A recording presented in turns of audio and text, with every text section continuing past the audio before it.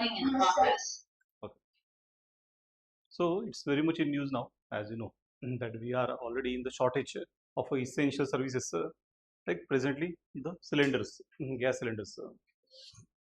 So 1955 itself is introduced.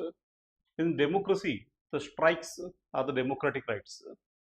त्यामुळे शक्यतो जसं पोलीस आणि आर्मी सोडली त्यांना मात्र युनियन बांधायला किंवा स्ट्राईक करायला अलाउड नाही, पण ते सोडले तर बाकी सगळे स्ट्राईकवर जाऊ शकतात. Everyone is allowed to go on strike.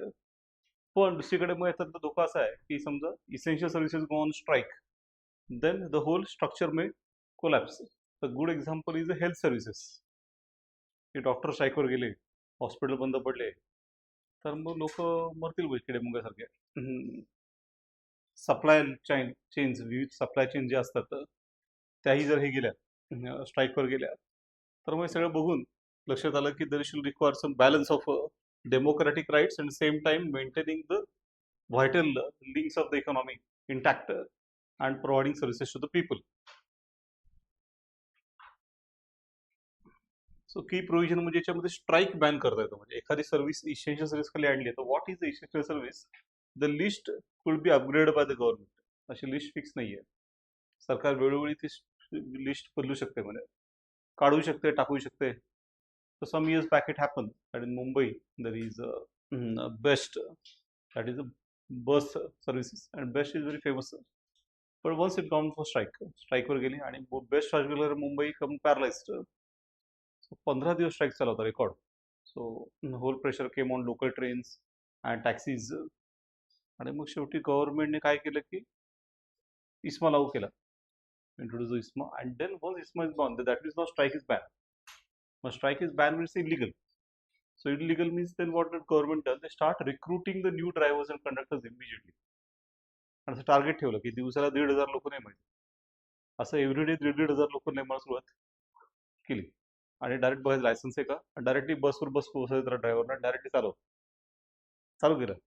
पण इतकं प्रेशर आलं ड्रायव्हर कंडक्टरला एक्झिस्टिंग की आता या लोकांनी नेमलं तर आपल्या जॉबचं काय. 18व्या दिवशी स्ट्राईक बिनाअट संपला, सगळे कामावर आले, सगळं चालू झालं. पण मग ते इस्माची एक प्रकारे पॉवर आहे की मग इस्मा नसतं तर मग कदाचित ते कसं की ते 15 days ऑलरेडी टू मच झालं होतं. Already government has become paralysed was thought. तर अशा प्रकारे ते अजून एक उदाहरण सांगणार महाराष्ट्राचं आहे की some years back what happen, the petrol pump association declared infinite strike की मी सगळे पेट्रोल पंप बंद ठेवणार. त्याचा इश्यू असा होता की सेल्स टॅक्स जो होता तो महाराष्ट्रात जास्त आहे.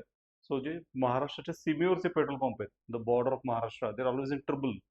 वाय? बिकॉज सीमेवरचे गावचे लोक काय करतात की गाडी काढताना जातात मध्य प्रदेशात किंवा तेलंगणामध्ये आणि तिकडे जाऊन पेट्रोल भरून येतात, कारण तिकडे स्वस्त पडतात. आतमधले ठीक आहेत, आतमध्ये जात नाहीत, पण सीमेवर त्या सीमेवरचे पेट्रोल पंप वैतागले होते. पण सगळ्यांची एकी आहे. मग सगळ्यांनी घोषित केलं की आम्ही सगळ्या महाराष्ट्रातले पेट्रोल पंप इन्फायनाईट स्ट्राईक करणार. गव्हर्नमेंट लक्षात दिलं नाही, आणि ज्या दिवशी ऍक्च्युअल तो करणार होते त्या आदल्या दिवशी गव्हर्नमेंटने काय केलं, इस्मा घोषित करून टाकला. आणि रातोरात माणसं पाठवली कशासाठी, पेट्रोल पंप ताब्यात घ्यायला, आम्ही चालवतो. इस्मा घोषित केला की गव्हर्नमेंट डायरेक्टली ताब्यात घेऊ शकतं. ते बघूनच पहाटेपर्यंत त्याने स्ट्राईक मागे घेतला, रिक्वेस्ट केली की तरी बघा इश्यू, पण आमचा काही एवढा इश्यू नाही त्यांचं म्हणणं पडलं. कारण त्याला माहिती वाटली एकदा गव्हर्नमेंट ताब्यात घेतलं पेट्रोल पंप की मग परत हे सोडत नाही. तर गव्हर्नमेंटचं कसं की एकदा बसून गेलं की सोडत नाही. मग अशा प्रकारे इस्मा हा त्या अर्थाने अगदी इफेक्टिव्ह आहे. अजून तिसरं उदाहरण बाहेरचं म्हणजे तमिळनाडूमध्ये असं आलं की state employees gone for strike for the reasons. Jayalalithaa was that time chief minister. So she introduce the ISMA immediately in the government services, आणि तिने 1.5 लाख लोकांना सस्पेंड केलंय. एका फटक्यात तिने 1.5 लाख गव्हर्नमेंट एम्प्लॉईजना सस्पेंड केलंय. Of course the risk is that, आता समजा ते फर्म राहिले की तुम्ही सस्पेंड लोकांना केल्यावर गव्हर्नमेंट सगळं पॅरलाइज होणार ना. मग त्यांनी बोलून बघितलं जयललितांना की तुम्ही आम्हा सगळ्याला करताय, 1.5 लाख लोकांना सस्पेंड करणं म्हणजे काय राहील, सगळं गव्हर्नमेंटच पॅरलाइज झालं, चालवणार कसं काय. त्या बोलल्या मी बाहेरनं माणसं आणि इतर राज्यातले लोक आणेल आणि चालवेल. मग त्यांना शोधलं की या पर्याय. मग शेवटी मग त्यांनी माघार घेतली. मग यांनी पुढे सस्पेन्शन रिवोक केलं. पण त्यातनं दिसतं की कसं इस्मा हे कधी कधी पॉवरफुल टूल आहे, but on the other hand is criticise also for being undemocratic sometime. In what sense?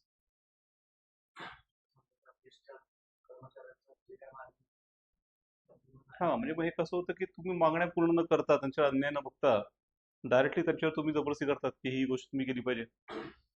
आणि त्यामुळे बऱ्याच वेळेला मेन केस सप्लाय कन्स्ट्रेंट असेल समजा, सप्लाय कन्स्ट्रेंटच्या बाबतीत बऱ्याच वेळेला इस्मा लावून उपयोग नसतो ना. तसं आत्ताचा हेच इश्यू आहे की ते जे आमदार आहेत स्थानिक हेमंत रासने त्यांचं काय म्हणणं पडलं, प्रशासनाने गॅसेस डिलिव्हरी सगळी ताब्यात घ्यावी. ही इज एन ओपिनियन की गव्हर्नमेंटचे. आणि खासदाराचं काय म्हणणं आहे, खासदार कोण आहेत, पक्केत एकदम मोहळ. त्यांनी काय आयडिया केली आहे, हॉस्पिटल जाऊन बसलेत, 1 महिना मला डॉक्टरने रेस्ट सांगितली. प्रश्नच संपणार, कोणी हे करतं प्रश्नच येत नाही. त्यामुळे रासने अडकलेत. आमदार सगळे लोक आता चिडलेत, पहिलं आमदार पकडणार. मग आमदारांचं म्हणणं आहे की प्रशासनाने ताब्यात घ्यावं सगळं. प्रशासनाने ताब्यात घ्यावं ही आयडिया इंटरेस्टिंग आहे. पण इश्यू काय आहे त्याच्यामध्ये, की धमकी देणं, जसं धमकी दिली गेली तरी वगैरे, पण धमकी देणं वेगळं आणि ताब्यात घेणं वेगळं. ताब्यात घेऊन तुम्ही चालवणं तुमच्याकडे स्किल आहे का? असं 73 झालं होतं एक उदाहरण, की 73 साली खूप इश्यू होते भारतात आणि महागाई खूप वाढली होती, ऑइल शॉक नावाचा प्रकार होता. तेव्हा असा आरोप झाला की सगळं ब्लॅक मार्केटिंग होत आहे, होर्डिंग होत आहे, and that is the main reason by price has escalated. मग इंदिरा गांधी पंतप्रधान होत्या, सल्लागाराला विचारलं, सल्लागार बोले ताब्यात घ्या. तर इंदिरा गांधीने काय केलं की सगळे होलसेल मार्केट देशातले इस्मा लावून ताब्यात घेऊन टाकले. पण ते होलसेल मार्केटमध्ये व्यापारी ते हुशार निघाले. त्यांनी काय केलं, जागच्या जागी उठले आणि निघून गेले. तुम्ही ताब्यात घेतले ना, तुम्हीच चालवा. मग गव्हर्नमेंटने आपले लोक बसवले. पण प्रॉब्लेम असा झाला की ते बसवले तरी त्यांना ते मोजमाप पण करता येईना नीट. नाही का, ते सगळं स्किलफुल काम आहे ना, कसं मोजायचं. आता हे लोक कसे वर्षानुवर्ष ते करतायत, पिढ्यानं पिढ्या इंडियन. दे नो की कुठून खरेदी करायचं, कसं डिस्ट्रीब्यूट करायचं. गव्हर्नमेंटच्या लोकांना माहिती कुठे नाही. अजून प्रॉब्लेम वाढले. एका आठवड्यात इंदिरा गांधींनी माघार घेतली आणि सांगून टाकलं की नाही, या परत तुमचं तुम्ही चालवा. ते निघून गेले. त्यांना माहिती होतं की ते काय करत नव्हते, सप्लाय इश्यूज होते. सप्लाय इश्यू असल्यावर ते एका लिमिट नंतर ते काय, मग सध्या पण असा इश्यू आहे की सध्या काय होत आहे की सप्लायचा इश्यू आहे. पण गव्हर्नमेंटचे लोक काय म्हणतात, गव्हर्नमेंटचे लोक म्हणजे कंगना रनौत, चित्रा वाघ म्हणून आहेत, हे सगळे गव्हर्नमेंट स्पोक्स पर्सन आहेत. त्यांचं काय म्हणणं आहे, पहिली गोष्ट तर अफवा पसरली आहे की सिलेंडरचं शॉर्टेज. असं काही शॉर्टेजच नाहीये. त्यांचं म्हणणं आहे ना, कंगना म्हणाली आमचा मोदीजींच्या नेतृत्वावर विश्वास आहे आणि मोदीजी जर म्हणत आहेत की पुरेसे सिलेंडर आहेत तर आहेत. आणि तरी तुम्ही म्हणसाल की नाही आहेत, तर तुम्ही देशद्रोही आहात. मग तुमचं प्रॉब्लेमच आहे म्हणजे. मग आता हे गव्हर्नमेंटच्या लोकांचं असं म्हणणं असतं की बाबा हे सगळं शॉर्टेज बिर्टेज काही नाहीये. किंवा मग आता थोडं स्टान्स बदललाय. आता दिसत आहे रॅलीतल्या मोठ्या मोठ्या हॉटेल बंद पडलेत. मग त्यांचं आता काय म्हणणं आहे की सगळं मान्यच करत होते पहिली गोष्ट, शॉर्टेज आहे, अफवा आहे, it's a rumour, they saying and don't believe in the rumours, don't trust, try to spread the rumours ते म्हणाले. रुमर पसरवू नका, रुमर पसरवणं गुन्हा आहे. आता शेवटी लाईनी बघितल्यावर शेवटी एक पाऊल मागे घेतली. आता त्यांचं म्हणणं आहे की हे सगळं ब्लॅक मार्केटिंग होत आहे. ब्लॅक मार्केटिंग करण्यासाठी काय लोकांनी साठेबाजी करून ठेवली, होर्डिंग. आता हे हा जो आरोप आहे हा काही प्रमाणात कधी कधी खरा असतोच, कारण तसे लोक असतात समाजामध्ये की जशा प्रकारे होर्डिंग वगैरे करून ब्लॅक मार्केटिंग मध्ये विकून.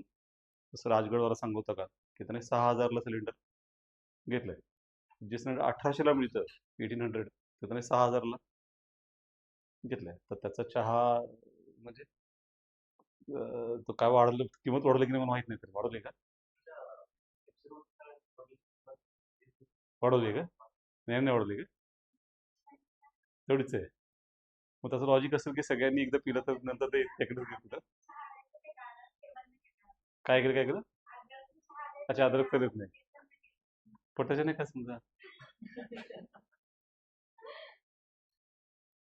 पण मग अशा प्रकारे आता काय होतं की 6,000 रुपये सिलेंडर घेतलंय. असे सिलेंडर 6,000 देऊन मिळते याचा अर्थ definitely somebody is also hoarding. Hoarding म्हणजे काय असतं, साठेबाजी करणं, keeping the stock and then you selling in black market at high price, that's called as a hoarding. आणि जास्त किमतीला विकणं तर ब्लॅक मार्केटिंग म्हणतात, की selling at more than MRP, double टिबलला विकणं ब्लॅक मार्केटिंग, काळा बाजार असं म्हटलं जातं. जुन्या काळी हे प्रकार खूप जास्त होते, आता रिलेटिव्ह आजच्या काळामध्ये हे कमी येतो. आजच्या काळात रिलेटिव्हली आपली सप्लाय चेन्स चांगल्या झाल्या तर, पण आताही पूर्ण तसं दिवस आले तसं काही प्रमाणात आहे. पण ते one of the main issue is basically supply issues. Supply होत नसेल मुळात, त्या मनाने याचा आहे पाईप्ड गॅसचा आहे. पाईप्ड गॅस कुठला असतो, हम्म? हा किती कंपनी आहे, महानगर गॅस लिमिटेड. आणि तो कुठला असतो, LNG असतो की CNG असतो की तर एलपीपी असतो तो. एल तर पीटी पण असतो आणि एलएनजी पण असतो. LNG असतो, लाईट नॅचरल गॅस. मग ते लाईट नॅचरल गॅस पुरेसा उपलब्ध आहे. पाईप गॅस ज्यांच्याकडे आहे त्यांना मिळतोय, त्यांना काही इश्यू येत नाहीये. फक्त मग आता ज्यांच्याकडे कमी त्यांच्या घरी पाईप टाकावे लागतील समजा.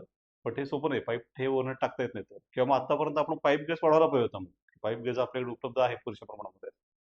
कारण हे जे इश्यू आहे ते प्रामुख्याने CNG वर इश्यू येतं.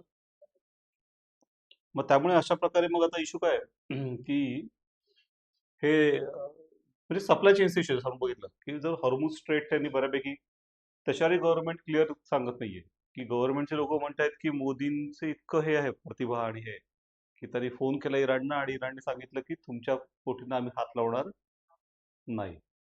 पण हे गव्हर्नमेंटचे लोक सांगतायत, इराण असं काही बोललेलं नाहीये. मग आता हे कसं एकतर्फी झालं प्रेम, म्हणजे एकतर्फी ते म्हणतात की इराण आमचा हे आहे आणि ते म्हणतो की आम्ही तुम्हाला हर्ट करणार नाहीये. प्रत्यक्षात तसं तर मग का सप्लाय येत नाहीये? सप्लाय शुल्क कम ना बाहेर.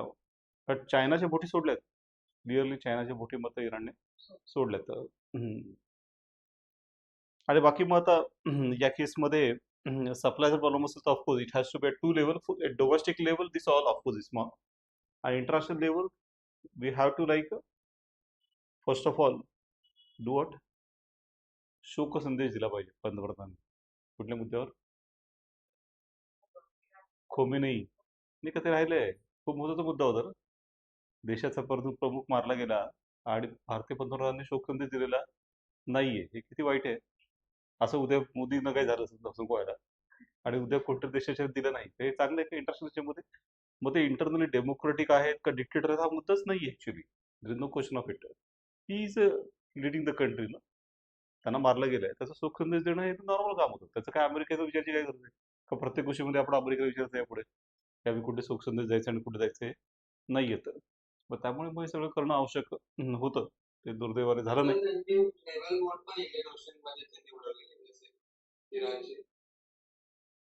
हो, त्यांनी तर USA तर समजा म्हणते की आमच्या हातात, मी ठरवलं तर कुठल्या क्षणी युद्ध थांबवेल, असं तो म्हणतो. ट्रम्प म्हणाले की माझ्या हातात आहे, मी कधी युद्ध संपवू शकतो.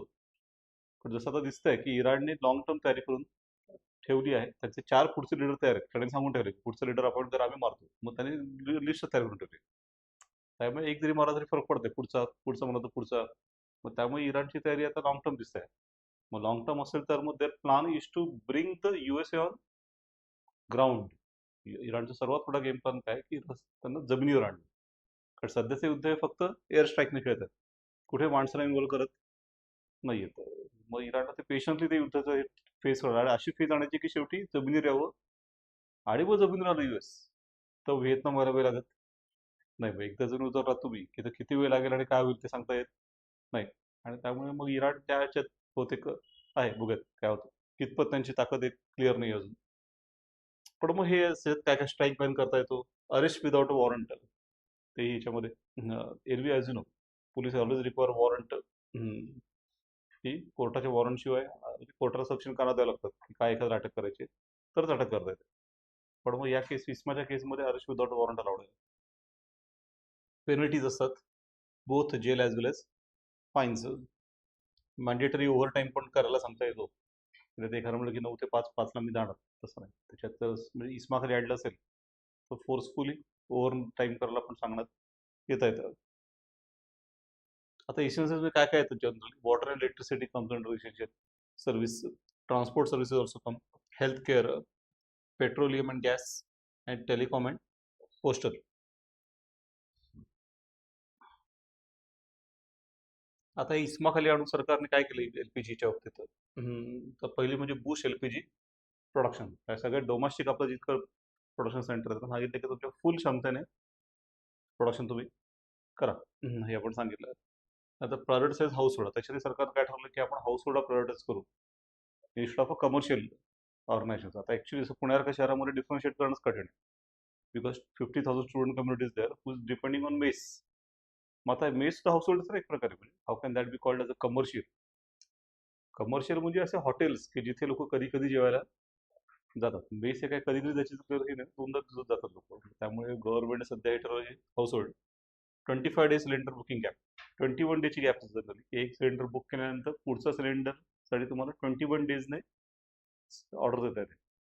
पण ती थोडीशी वाढून सध्या 25 दिवसाची केली. आणि असंही वर्षाला किती सिलेंडर लावत असतात? फक्त 12.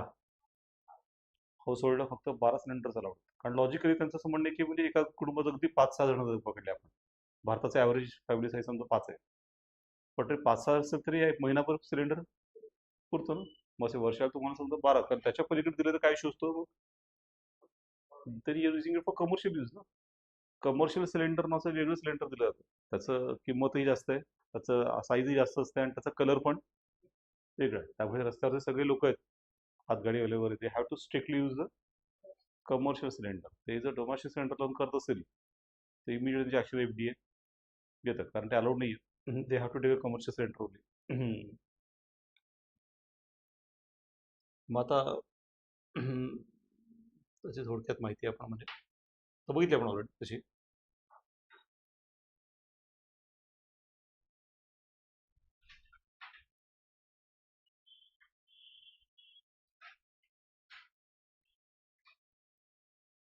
सो स्ट्राईक्स हा मुद्दा बघितला आपण.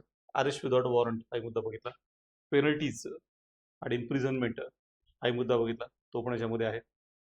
मॅन्डेटरी ओव्हरनाईटचा मुद्दा पण आहे, even that will be like forced. So what counted the essential service, त्याच्यामध्ये public utilities, transport, health care, energy and economy, postal, telegraph, telephone services, they also come under the ISMA. Recent context बघितला आपण, हा LPGचा मुद्दा आपण बघितला की तो आहे strait of Hormuz, maritime disruptions. So ISMA is invoked. Force refineries to maximize LPG production, prioritize the domestic household, and implementation of 25 days gap. आता लिगल स्ट्रक्चर बघितलं तर मग पूर्वी 55 पासूनच आहे, पण मग सेंटरने 68 आणि 91 मध्ये ISMA मोठा होणार आणला होता. पण तेव्हा तो सनसेट क्लॉज नाही होता. सनसेट क्लॉज काय असतो? So some laws are open-ended, that is they go on permanently, continuously until cancelled by law, another law.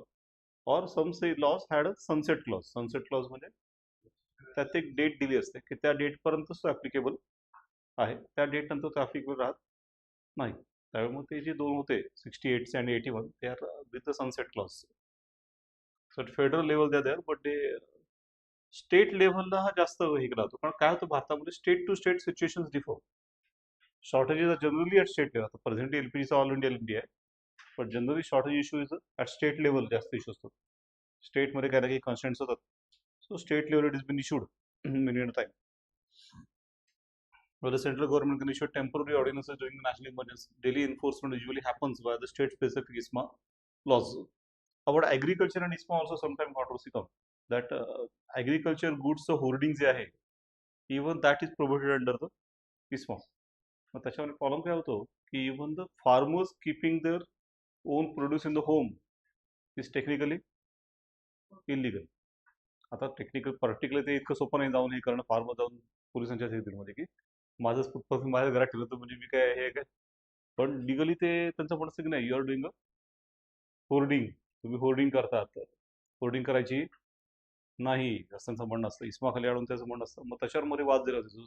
3 गव्हर्नमेंटने बिल आणली होती, त्यात काय केलं की ISMA मधनं काय बाहेर काढलं तर वेअर हाऊसेस आणि एक्सपोर्ट साठी प्रोसेसिंग करणारे लोक जे आहेत, agriculture goods which are meant for the exports, त्यांचं प्रोसेसिंग करणारे लोक आणि वेअर हाऊसेसला बाहेर काढलं होतं. त्याच्यावर शेतकऱ्यांचा आक्षेप होता. मग आता आपण बघितलं मागे की highest warehouses in the country with home, privately होऊन the highest warehouses in India. आता इंडियाचं GK आहे तसं काय म्हणजे GK हायेस्ट एअरपोर्ट्स कोणाकडे आहेत, हायेस्ट पोर्ट्स कोणाकडे आहेत? अदानीकडे आहेत. गौतम अदानी नावाचा एक माणूस आहे, त्याला कोणी मोठं केलं आहे? शरद पवारांनी मोठं केलं. हे पण माहित नाही की शरद पवारांनी ओळख करून दिली मोदींशी आणि म्हणाले की हा माझा आहे, तू घे. मग तेव्हापासून अदानी खूप वेगाने वाढला. त्याच्या आधीच खूप हळू वाढत होता, पण त्यानंतर आता झपाट्याने त्याची वाढ झाली. त्याच्याकडे सगळे warehouses, highest warehouses privately own in the country by the. मग ते ISMA मधनं वेअर हाऊसेस काढण्याचा अर्थ काय होतो की he can hold, but who cannot hold? Farmer cannot hold. त्याच्यावर फार्मर आक्षेप घेतला की ओव्हरऑल तुम्ही होर्डिंगच्या विरुद्ध असाल, समजू शकतो आपण की ओके होर्डिंग वाईट आहे आणि होर्डिंगने शॉर्ट सप्लायज होत आहेत. पण अदानीने वरस्परी केलं तर चालेल, पण आम्ही मग आमच्या घरात सुद्धा होल्ड करायचं, असं कसं होऊ शकतं? म्हणजे त्याच्यावर आक्षेप नाही का, फुल इयर फार्मर्स आहे पुढे सीज ऑफ दिल्ली, नाही का, दिल्लीला वेडा होऊन बसले होते फार्मर वर्षभर. कोविडच्या काळामध्ये 700 शेतकरी मेले तेव्हा. पण तरी त्यांनी लावून धरला आणि शेवटी तिन्ही कायदे सरकारने माघारी घेतले. All the 3 are been taken back by the government finally.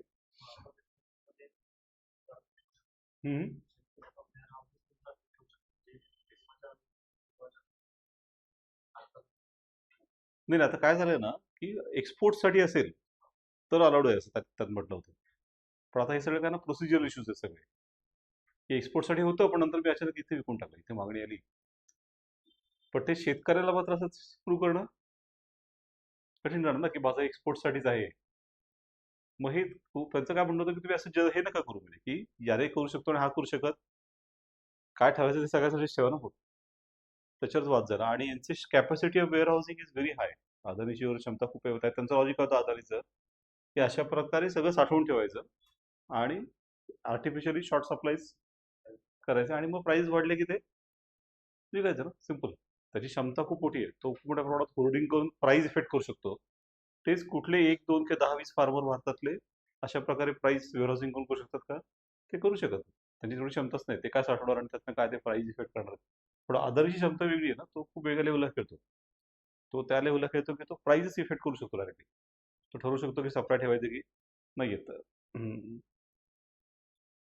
आणि त्यामुळे मग फार्मर्स तो एक मुद्दा होता अर्थात. त्या तिन्ही बिलांमुळे फार्मर्सचे जो जर आक्षेप होते भरपूर. ती खूप इंटरेस्टिंग केस होती की ते कशा प्रकारे ते आक्षेप होते. आणि त्यांचा अजून एक महत्वाचा आक्षेप होऊन मला चर्चा केली 2 आठवड्यात की ते असं होतं इश्यू, की जेव्हा ते असे दिल्लीला बेडा करून बसले त्या गव्हर्नमेंट बोलले की आपण बोलणी करूया, तुमचे जे काही आक्षेप असेल ते आपण सोडवूयात. अशा 21 बैठका झाल्या between the farmers and government. त्या पूर्ण 21 बैठका फार्मर काय म्हणाले, आधी तिन्ही बिलं मागे घ्या, जे ऑलरेडी पास झाले, मग आपण बोलूया. सरकार बोललं की डेमोक्रेसी आहे, इथे चर्चेने गोष्टी होतात. मागे घ्यायचा तुमचा हट्ट हा चुकीचा आहे. तुमचे काय त्यात आक्षेप असतील ते आपण सोडू, पण हा हट्ट धरून नका की तिन्ही बिलं मागे घ्यायची. डेमोक्रेसीमध्ये शोभत नाही. मग फार्मर काय म्हणाले, नाही का, सगळ्या बैठका सरकारने आयोजित केल्या होत्या, त्यात सरकारचा चहा पण शेतकऱ्यांनी घेतलेला नाहीये. चहावाले लोक चहा देतात. चहा आणि जेवण त्यांनी गुरुद्वारामध्ये केलंय दिल्लीमध्ये प्रत्येक वेळी. कधीच तरी सरकार चहा पण घेतला नाही. शेतकरी काय म्हणाले, नाही का, सरकारचं म्हणणं नाही. लोकशाही आहे, लोकशाहीमध्ये प्रत्येक गोष्ट ही बोलून ठरते ना, म्हणजे चर्चा होतात. असं एकतर्फी हट्ट करणं हे लोकशाहीला शोभत नाही. फार की लोकशाहीला शोभत नाही, तर तुम्ही हा तिन्ही बिलं दोन्ही हाऊसमध्ये चर्चा न करता पास कसं केलं? अजिबात चर्चा केलेली नव्हती. विरोधी पक्षांनी मागणी केली की चर्चा होऊ दे, अजिबात ऐकलं नाही. पहिल्या दिवशी लोकसभेत, दुसऱ्या दिवशी राज्यसभेत, तिसऱ्या दिवशी राष्ट्रपती सही केली. असं काय त्या बिलांमध्ये फॉलो होणार आहे की 3 दिवसात ते बिल, जशा किती महत्वाच्या गोष्टींसाठी आपण किती महिन्यांमध्ये चर्चा केल्यात, असं या बिलांमध्ये काय की 3 दिवसात ते बिल पास व्हावं, कुठलीही चर्चा न करता कुठल्याही हाऊसमध्ये मागणी होऊन सुद्धा. आणि बरं ते कसं असतं की त्यात नियम असा असतो की ओरल वोटिंग घेतलं दोन्ही वेळा, राज्यसभा आणि लोकसभेत. ओरल वोटिंगची प्रोव्हिजन कॉन्स्टिट्यूशनमध्ये आहे की नाही? अशी कुठली प्रोव्हिजन नाहीये. ती एक प्रोसिजर हे सोपेपण आहे की मग ओरल वोटिंग करणं सोपं जातं. पण असा नियम आहे की जर विरोधी पक्षांनी ऍक्च्युअल बटन असतं, ऍक्च्युअल मतदानाचा हे धरला आणि बटन लगेच कळतं मग कोणी किती बटन दाबली, आणि त्याला वोट डिव्हिजन म्हणतात. हा, तर वोट डिव्हिजनची मागणी केली तर ते घेणं कंपल्सरी आहे किंवा ऑप्शनल आहे? कंपल्सरी.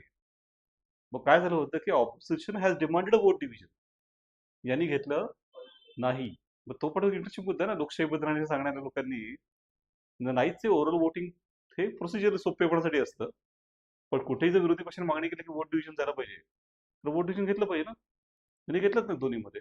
मग तो फार्मरचा मुद्दा होता की तुम्ही जर अशा प्रकारे पास केला आहे घाईघाईने, तर आता आधी काय करा, मागे घ्या तिन्ही आणि परत आणा आणि पास करा ना, डिस्कशन करू. आणि आमच्याशी चर्चा करू नका फार्मर. का? लोकशाहीमध्ये चर्चा कुठे होतात? संसारीच होतात. अशा फार्मरशी सेपरेटली बोलायची नसतं. असं तरी गव्हर्नमेंटच पाजलंय. म्हणजे च्यवनप्राश की लोकशाही काय असते.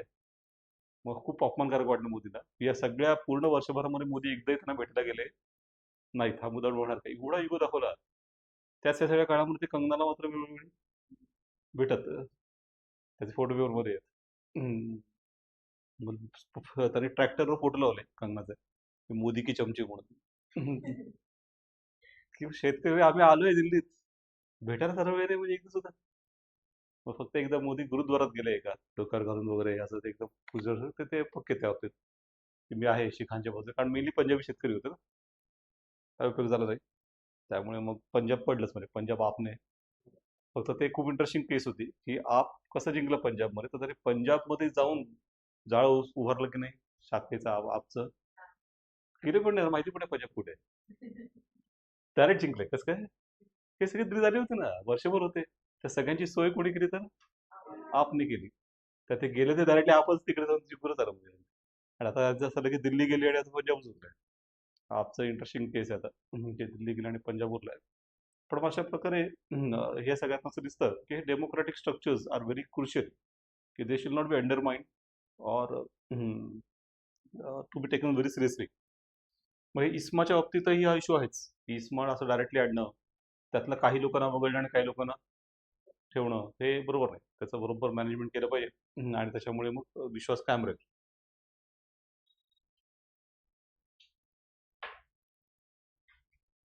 मग पुढचा म्हणजे हा एकदम म्हणजे interesting case, Nepal general elections, political earthquake type.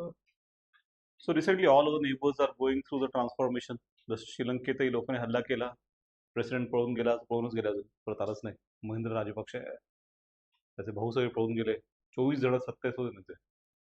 आणि मग खूप सिच्युएशन वाईट होती, पण भारताने मदत केली त्या काळात, अन्नधान्य पुरवलं आणि त्यातून इलेक्शन झाले. And who become president now, Anura Dissanayake. Is a young person.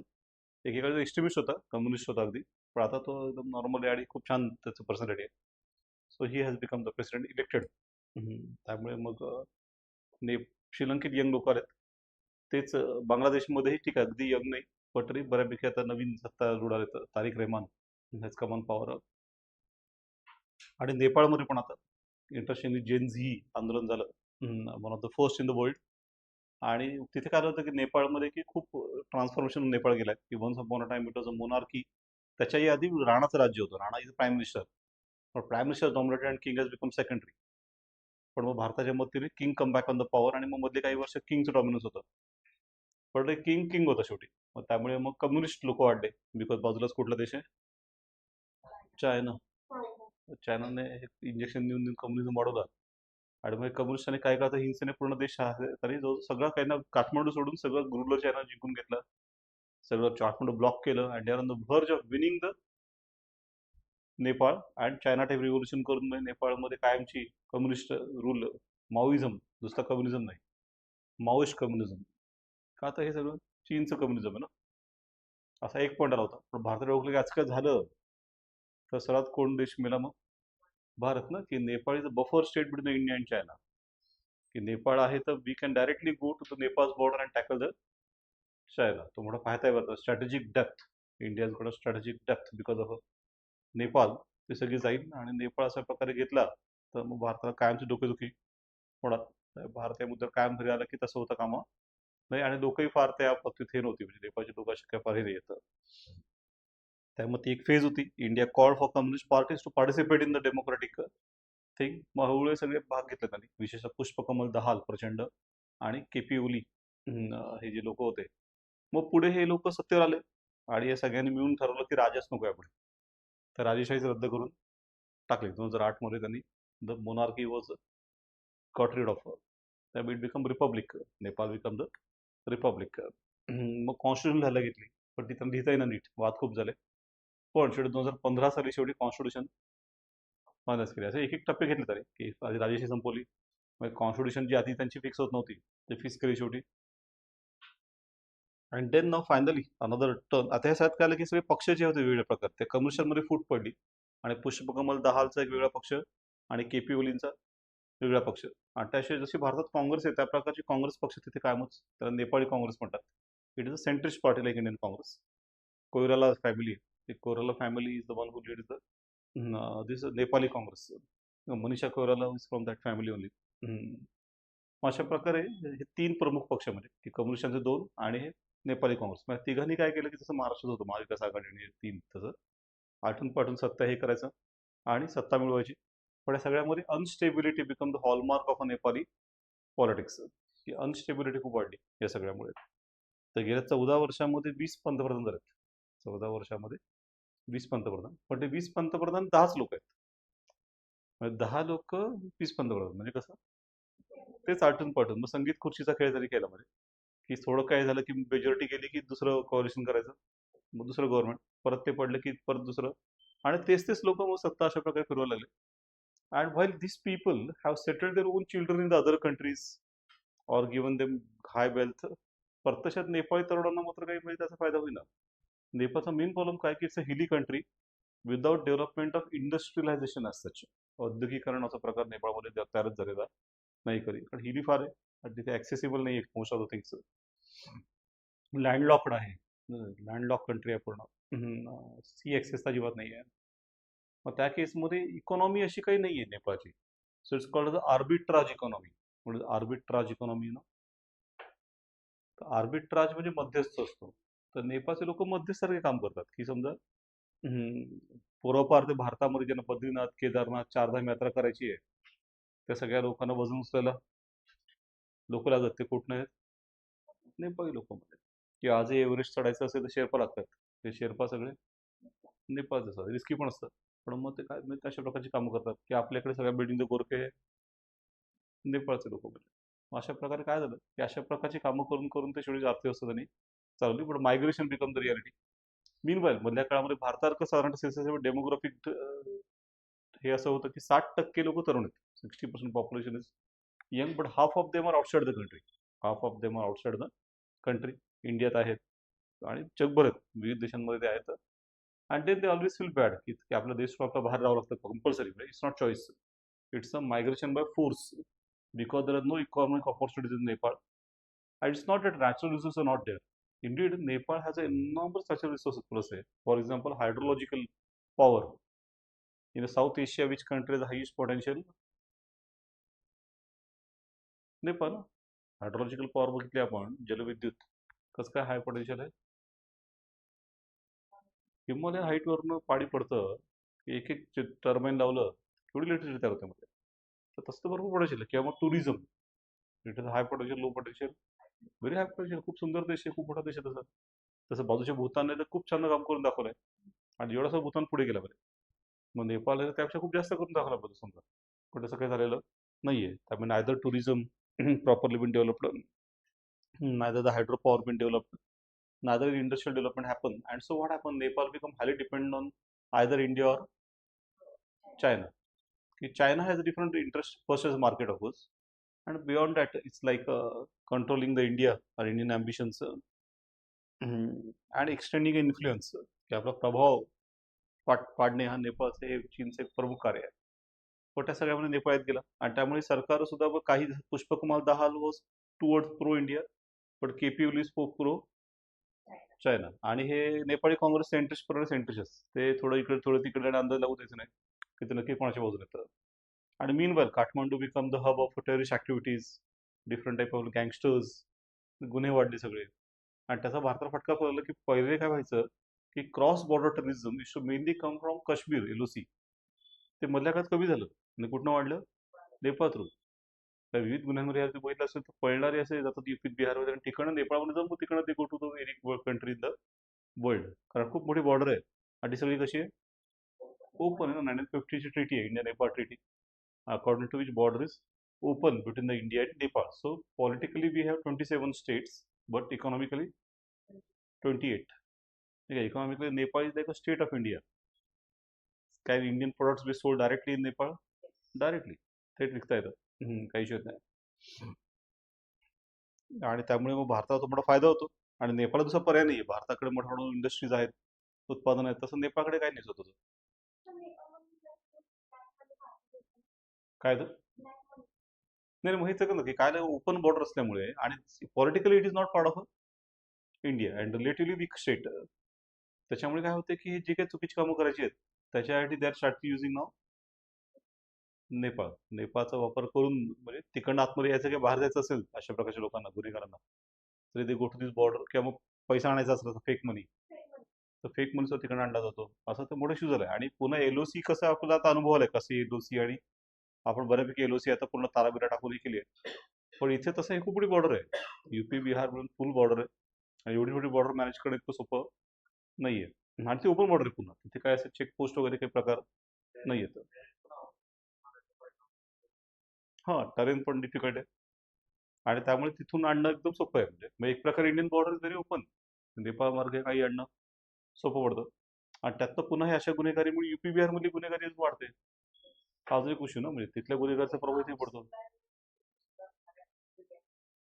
Bihar हा मोठा आर्म प्रोड्युसर आहे. पण गँग्स ऑफ मिर्झापूर वगैरे असेल, कॉटेज इंडस्ट्री आहेत त्यांच्या, कट्टा कट्टा बनवणं त्यांचा मोठा उद्योग आहे. पण मग अशा प्रकारे काय होत आहे की हे नेपाळशी रिलेशनशिप म्हणजे Nepal is unstable, is actually creating instability for India आणि creating a trouble for India. त्या भारताने खूप मध्ये मध्ये प्रयत्न केले की बाबा नीट काहीतरी होऊन जाऊ दे, पण तसं होत नव्हतं. यांना स्टेबिलिटी आणता येत नव्हती. म्हणे they are not able to bring a stability. हे नेते जे होते हे दुतोंडी होते. म्हणे हे बोलताना खूप असं हे बोलत की आम्ही नेपाळी आहोत, नेपाळचा स्वाभिमान वगैरे, पण 24 hours they are working in self interest. स्वतःचा स्वार्थ कसा साधता येईल तेवढं फक्त त्यांनी बघितलं. ते स्वतः नेपाळचा विचार केला असता नाही. त्यावेळी लोकांचा हळूहळू त्यांच्याबद्दलचं पूर्ण मन उठत गेलं की हे लोक आपल्या, त्याच्यामुळे आपल्या बाहेर जावं लागतंय आणि त्याच्यामुळे देशाची स्थिती सुधारत नाहीये, लॉ अँड ऑर्डरचे प्रॉब्लेम आहेत. So very high unrest was there against the politicians. आणि त्यांची संगीत खुर्ची जी चालली होती.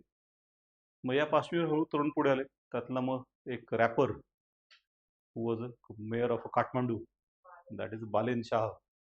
तो हळू वरती आला पाहिजे की he has done a civil engineering in Darjeeling, इंडियामध्ये. आणि नंतर त्याने ME पण केलंय स्ट्रक्चरल इंजिनिअरिंगमध्ये बेळगावमधनं, श्री विश्वेश्वरय्या युनिव्हर्सिटी बेळगावला. शिक्षणासाठी भारतात यावं लागतं त्यांना. उच्च शिक्षण घ्यावं लागतं तिथे. एक नेपाळमध्ये अशा कुठल्या मोठ्या संस्था युनिव्हर्सिटीतच नाही आहेत. त्यामुळे मग शिक्षण इथेच. त्यातले भारतातच BE केल्यानंतर ME पण भारतामध्येच केलंय स्ट्रक्चर इंजिनिअरिंगमध्ये. आणि मग ही गॉन बॅक आणि सीन दिस ऑल सिच्युएशन. आणि ही ऑनेस्ट की त्याचं इंटेन्शन चांगलं आहे की बाबा नेपाळचं सगळी स्थिती सुधारली पाहिजे, करप्शन कमी केलं पाहिजे, लोकांना चांगलं गव्हर्नन्स मिळालं पाहिजे.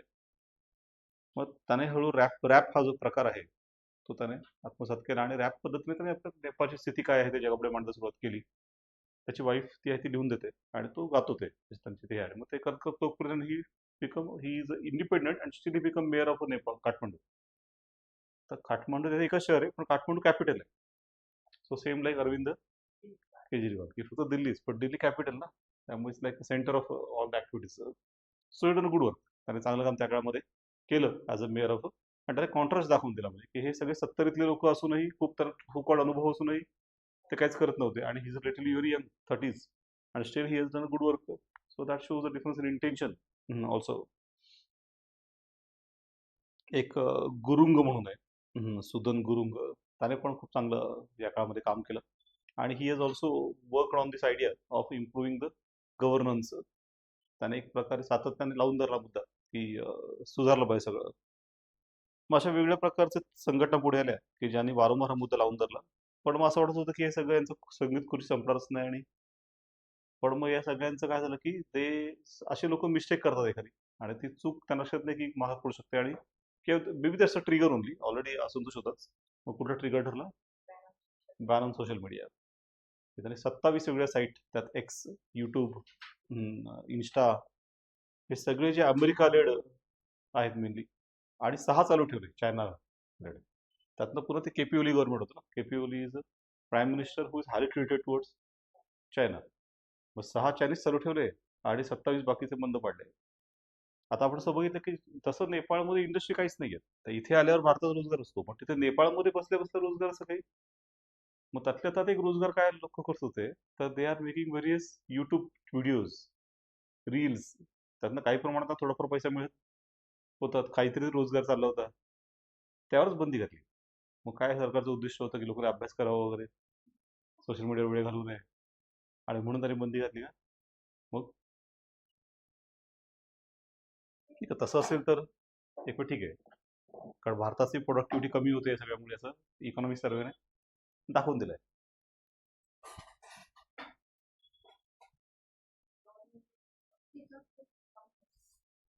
आता ही सगळी ड्रेस जी आहे की 21st सेंचुरीचं ऑइल कुठलं आहे? डाटा. तो सगळं 21st सेंचुरीचं ऑइल आहे. आणि AI सिस्टम जी आहे तिचं सगळं काय प्रॉब्लेम आहे की डेटा तरी वाढू शकत नाही. Hungry for data like. मग हा डेटा गोळा करण्यामध्ये स्पर्धा प्रचंड आहे. 2 मेन कंट्रीज आहेत. कुठल्या? अमेरिका आणि चायना, हे 2 लिडिंग आहेत. सध्या अमेरिकेत लिडिंग आहे. त्यांच्या सगळ्यात देशांमध्ये भारताचा सगळा डेटा त्यांच्याकडे जातो. आपण जे काही वापरतो सगळं इंस्टा, फेसबुक, हे सगळं अमेरिकेला मिळतं. चायनाचं होतं त्याने बंद केलं आपण. टिकटॉकला पण बंदी घातली, WeChatवर बंदी घातली, चायनीज मीडियावर पण बंदी घातली. मग आता हीच स्पर्धा नेपाळमध्ये पण आहे. पण नेपाळमध्ये भारतासारखंच मग अमेरिकन मीडिया हे होते म्हणजे लिडिंग. तर केपी ओली आपलाच माणूस. त्यामुळे चीनने सांगितलं की ते सगळे बंदीच घाल. म्हणजे मग सगळा डाटा कुठे येईल? चायनीज देशावर येईल.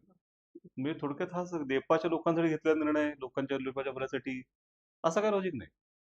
बरं, सगळ्यावर बंदी घातली तर एक वेळ तरी लॉजिक नाही, तसंही नाही. 27 बंद पडल्या, 6 चायनीज चालू ठेवल्या का सगळं डेटा चायनाकडे जावा, म्हणजे अमेरिकन कंपन्यांना मिळू नाही. पण मग चूक कशी आहे की तुम्ही सगळी घातली असती एक वेळ तरी लोक एकत्र येऊ शकले नसते, नाही का? पण 27 घातले आणि 6 चालू ठेवले. Young got frustrated and they came together using the 6 apps ना. 6 जे चायनीज चालू ठेवले त्याचा वापर करून ते एकत्र आले. ते केम टुगेदर. आणि मग डे ऑफ रेज नावाचा होता. डे ऑफ रेज म्हणजे रागाचा दिवस. की suddenly the huge crowds of youth came on streets. सरकारला अंदाज नाही आला की याचं काय होऊ शकतं रिपरकेशनचं. की जसं समजा कोणी म्हणलं की सोशल मीडिया बंद पडलं तर मग काय मोठी गोष्ट आहे समजा. तर तसं नाही ना. नेपाळमध्ये that is one of the revenue source. तर रेव्हेन्यू सोर्स आहे म्हणजे असे म्हणे आपल्याकडे की पाठीवर मारा पण पोटर मारू नका. मग हे बंद पाडणं म्हणजे एक प्रकारे जो का थोडाफार रोजगार आहे त्यांचा, तोही तुम्ही बंद केला का झाला म्हणजे. त्यामुळे इथून तू येता गेला एक तर नेपाळमध्ये आधीच काही संधी नाही आणि अजून जे काय ते करतात त्याला ते पण नाही करायचं, असं ते झालं म्हणजे. So that show that how government was has a lack of touch with the people. कसा यांचा टच पूर्णपणे सुटलेला होता. युथच्या मनात काय त्यांना लक्षात नाही राहणार. त्यामुळे लोकांनी जोरदार हल्ले केले त्या दिवशी. आणि केपी ओलीनं पळून जावं लागलं. जवळजवळ 60 लोक मेले तेव्हा गोळीबारामध्ये. एका पॉईंटला असं वाटलं की म्हणजे सरकार दडपून टाकेल सगळं. पण देन आर्मी जी होती तिची सहानुभूती कोणाकडे होती? युथकडेच होती ना. शेवटी कसं होतं की म्हणजे एक प्रकारचा ग्रायव्हिंग जस्टिफाईड होता लोकांचं.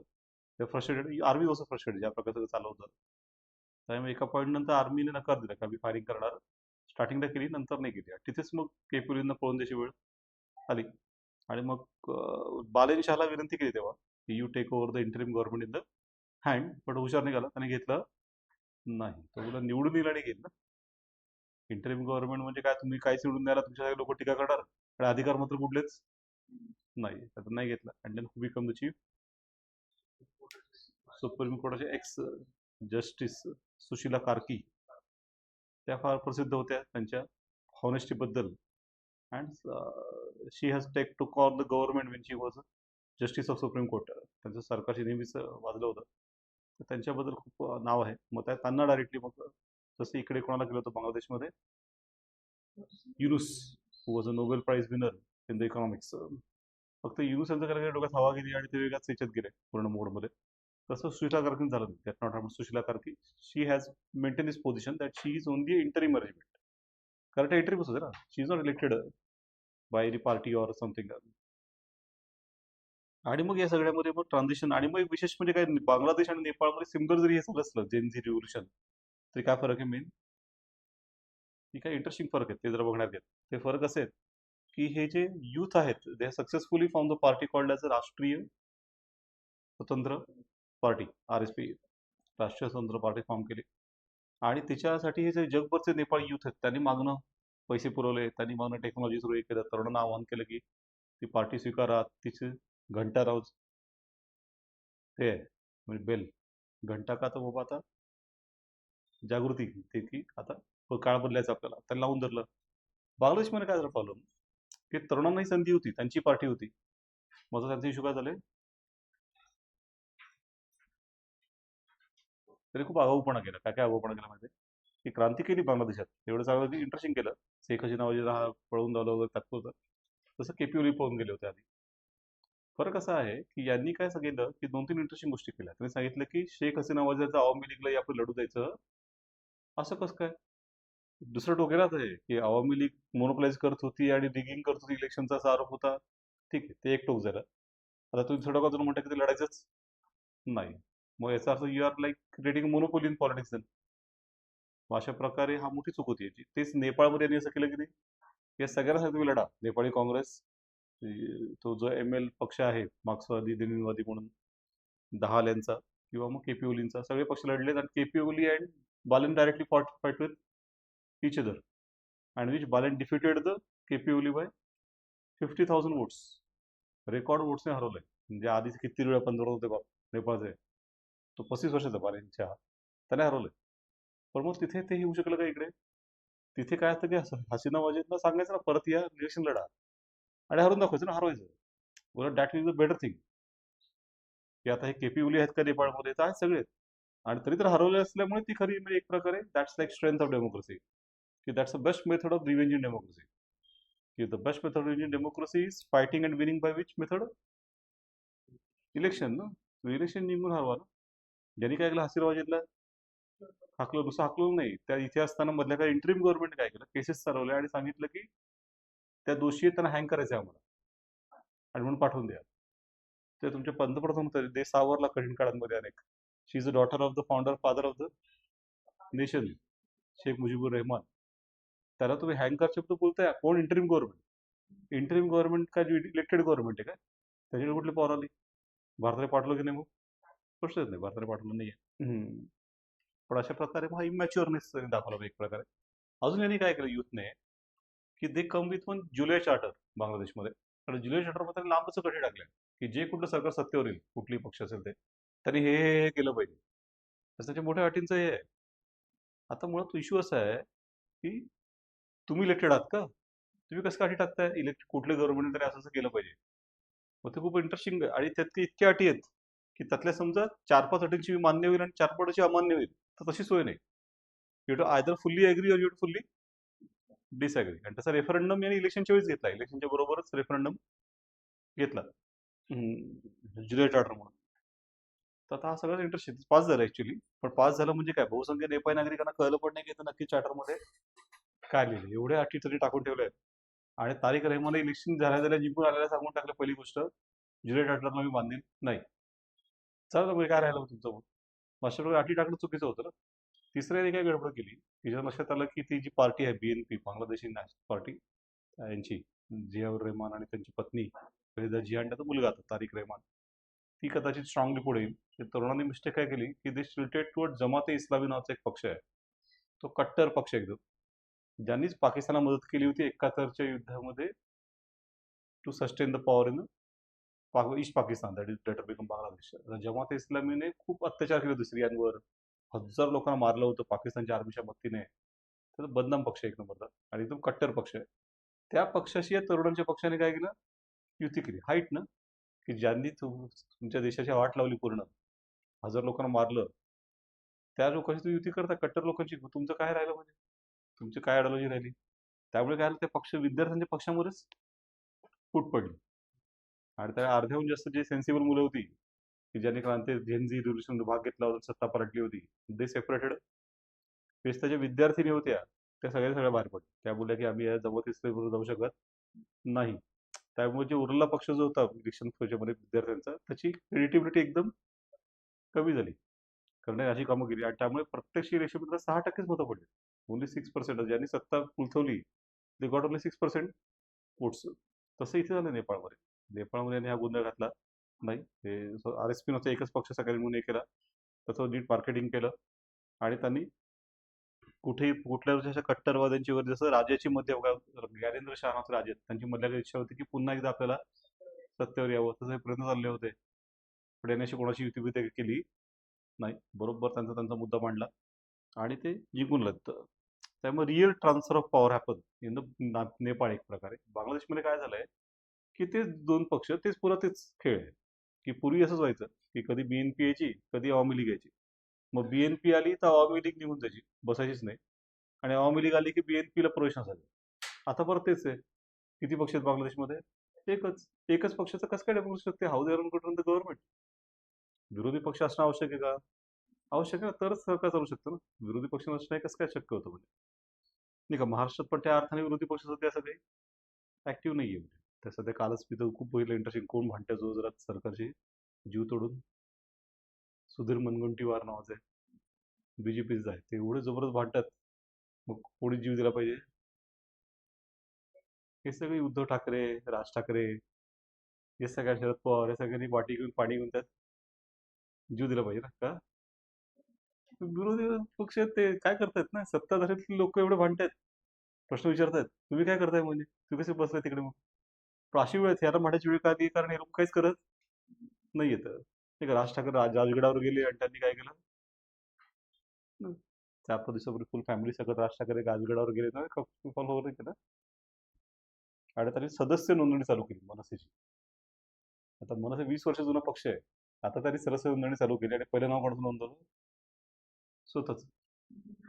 याचा अर्थ आतापर्यंत मनसेत नव्हतेच, सगळे हेच झाले. आता ते आले मनसेत.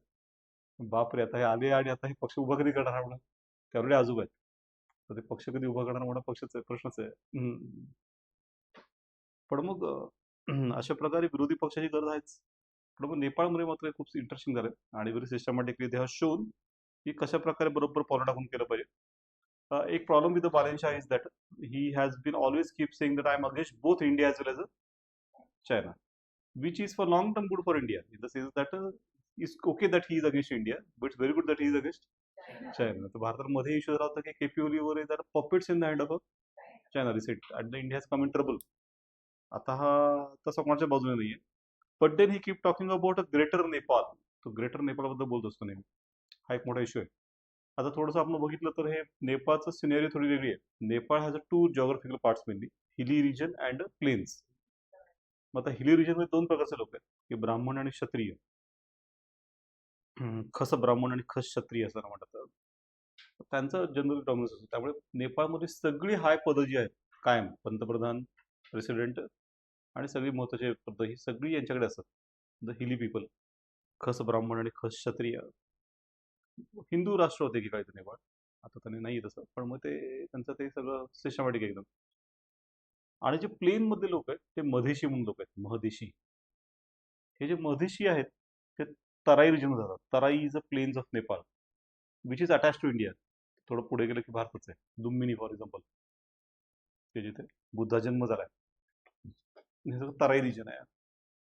हे महदेशीचा पारंपरिक व्यवसाय म्हणजे ॲनिमल हजबंडरी आणि चारायला गुरं घेऊन जाणं. मग ह्यांचं पारंपरिक काय व्हायचं की they use to like some parts of the year in India part, UP Bihar, आणि some part of the year there in Nepal. असे ते फिरते असायचे काय, सर्क्युलर टाईप ऑफ रूट्स. त्यामुळे मग प्राचीन काळी किंवा मध्ययुगात असं नॅशनॅलिटी काय नव्हती, काय प्रॉब्लेम मला नाही, असे सगळे फिरते फिरते चालायचं. पण आता आधुनिक काळात काय झालं की there is idea called nationalism, ही राष्ट्रवाद संकल्पना आली आहे. So obviously this Madhesis and their nationality come in. So extreme जे नेपाळमध्ये नॅशनलिस्ट आहेत त्यांचं तर म्हणणं असतं की मेहदेसी कोण इंडियन आहेत, भारताने त्यांना सेटल करून घ्यावं. भारताचं म्हणणं आहे की ते 1 कोटीहून जास्त लोक आहेत आमच्याकडे ऑलरेडी, वाढतोच आम्ही, म्हणजे अजून कुठे पाठवत आहे. आणि ते नेपाळी आहेत, ते भारताचे नाही आहेत, भारताचं म्हणणं. त्याच्यावरनं हा वाद कायम होत असतो आपला. मग मध्ये कॉन्स्टिट्यूशन जे लिहित होते 15च्या आधी, तेव्हा वाद झाला होता. आणि कॉन्स्टिट्यूशन मध्ये अशी अट टाकली लिहिताना की अशी एखादी व्यक्ती जी आईकडनं नेपाळी आहे त्याच व्यक्तीला फक्त हायर पोस्ट मिळू शकते, सैन्यातली किंवा प्रशासनातली किंवा गव्हर्नमेंटमधली, in the administration, in the army or in the government. त्याच्याने जबरदस्त वाद झाला. कारण मेहदेसींचं काय पद्धत आहे की त्यांची जी वधू असते ती कुठं आणतात, ती भारतात आणतात. त्यांची पारंपरिक पद्धती आहे. ती वधू ही नेहमी बिहार युपी मधून येते. त्यामुळे मेहदेसींची वडील जरी नेपाळी असले तरी आई मात्र हिंदू असते. की भारतीय नाही, हिंदूच आहे सगळे, नेपाळच हिंदू आहे, भारत नाही आहे. पण नेपाळ एकेकाळी जगातला एकमेव राष्ट्र होता की जो हिंदू राष्ट्र. नेपाळ हिंदू आहे, जगातलं एकमेव हिंदू राष्ट्र होतं नेपाळ. म्हणून सावरकरांचं फार प्रेम होतं नेपाळवर.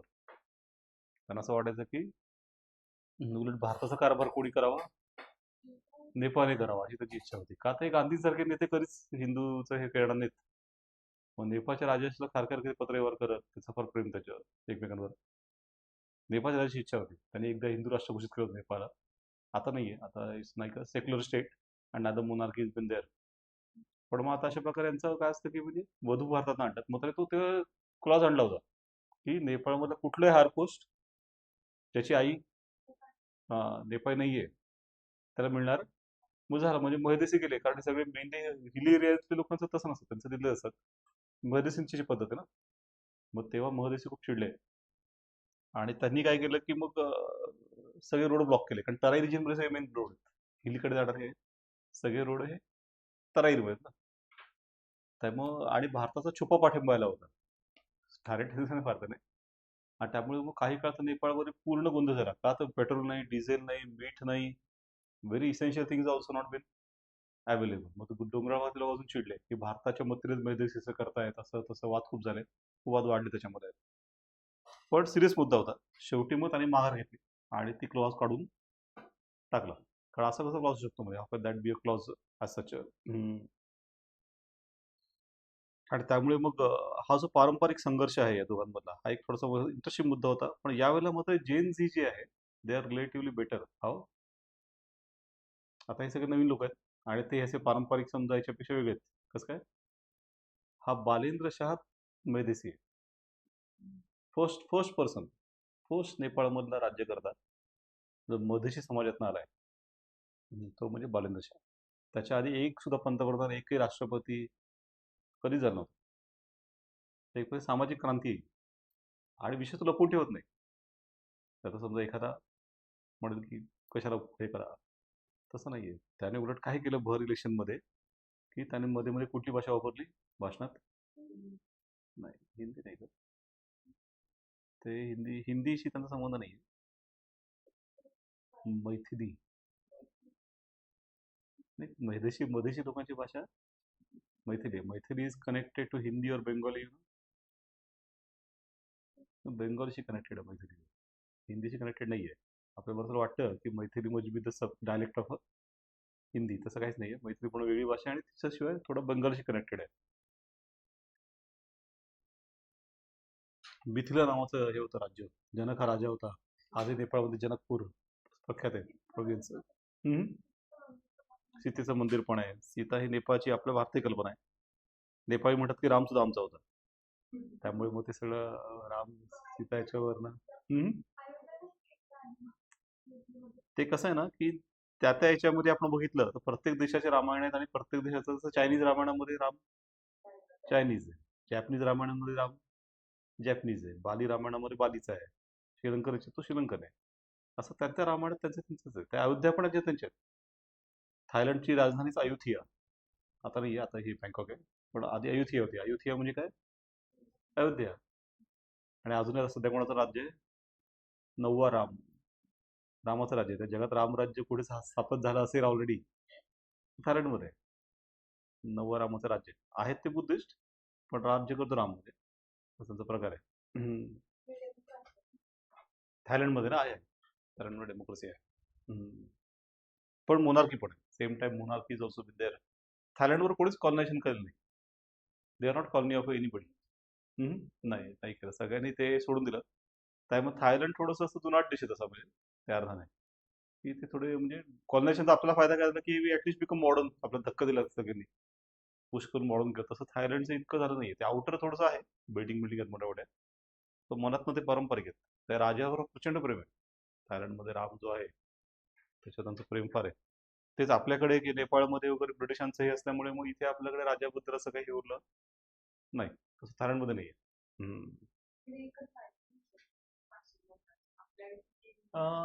तरी सुद्धा नाही, पण तसं ओव्हरऑल समजा जे हे असायला पाहिजे अटॅचमेंट, ती आता नाही उरली आपल्याकडे, म्हणजे तशी की ती जी थायलंडमध्ये अजूनही आहे. लोक इमोशनली कनेक्टेड आहेत. की जपानमध्ये पण बघा, जपानमध्ये राजाशी अगदी कनेक्टेड आहेत, कारण जपानमध्ये कोणाचं कॉलनायझेशन नव्हतं. पण रिटर्न डायरेक्टली मिडिवलचं मॉडर्न झाले, तर ते continue the king as a like मधला हे दुवा, आणि त्याच्यावर अजूनही त्यांचं प्रचंड प्रेम आहे. तसं भारतात तसं काही म्हणजे अटॅचमेंट अशी नाहीये की आणि असे आधी समजा भारतात टेक्निकली मुस्लिम राज्य होते आणि प्रजा हिंदू होती. मग त्यामुळे ते पण एक कदाचित कारण आहे की तितकीची अटॅचमेंट मग की हिंदू राजांची फार आहे असं ते काही गोष्ट नाहीये. मग अशा प्रकारे नेपाळमध्ये काय झालंय की हा मधेशी आहे बालेंद्र शाह आणि first time Madhesi person got a power. So in return first time a proper government is getting power. त्या अर्थाने की आधीचं गव्हर्नमेंट असं होतं की हिली लोकांचंच गव्हर्नमेंट असायचं आणि राज्य करायचे तराई लोकांवर असं ते एकाच राज्य दुसऱ्यावर टाईप इंटरनल टाईप ऑफ कोलनायझेशन. आता असं नाही म्हणतात. आता मात्र बॅलन्स एक प्रकार आहे. आणि जसं आपण बोललो की त्याने मधेशीमध्ये भाषण दिली. भाषण सुरुवातीला तो जय मा सीता असं म्हणायचं. मधेशी लोकांचं प्रमुख भक्तीमध्ये सगळी सीतेवर आहे ना. मग त्यामुळे मग तो मला हे हिली लोकांचं आवडत नाही. पण त्याला कोण ठेवलं नाही की त्याने त्याच्या बाबतीत हे नाही केलं की तो बोलला की आहे असं आहे. आणि स्टील ही गॉट इलेक्टेड. तरी तो जिंकून आलाय मोठ्या प्रमाणात. So that shows that Gen Z in some aspects is good की ते या पारंपरिक खेळात पडत आहेत. पारंपरिक खूप रिजिड असतं की हा आपला आणि तो त्यांचा आणि याला द्यायचं नाही त्याला द्यायचं. तसं काय यांचं नाहीये. ते दिलंय. So of course, lot of challenges now he has, a lot of expectation from people that he will now correct the system and corruption आणि सगळं तो चांगल्या प्रकारे चालवेल अशी आता आशा आहे. Let's see.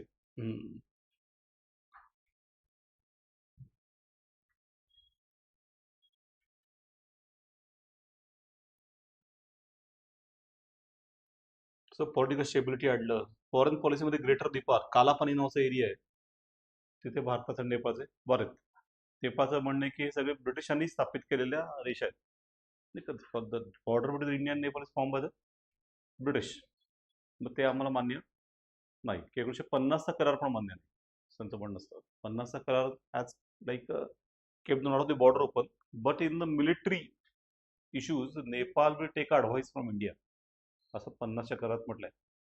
त्या ॲडवाईसचा अर्थ बाइंडिंग असा होता ॲक्च्युली. तर इन रिटर्न हे नेपाळी मिलिटरीचे ऑफिसर आहेत त्यांना सगळ्यांना ट्रेनिंग कोण देतं? India's. And in return also technology. आणि even Indian army can directly go to the border of Nepal along with China. त्यासाठी व्हिडिओ परवानगी घ्यायला लागत नाही. मग इंडिया का strategic depth but Nepal we think it's like against their sovereign power ना की दुसऱ्याचं सैन्य डायरेक्टली आमच्याकडे येत आहे कारवाया करताय. पण मग 50च्या करारामध्ये अजून भारताने काय करून ठेवलं होतं तेव्हाच की हा करार कोणत्याही एका पक्षाला तोडता येणार नाही. म्हणजे नेपाळ आणि भारत दोघांनी ऍग्री केलं तरच तो रद्द करता.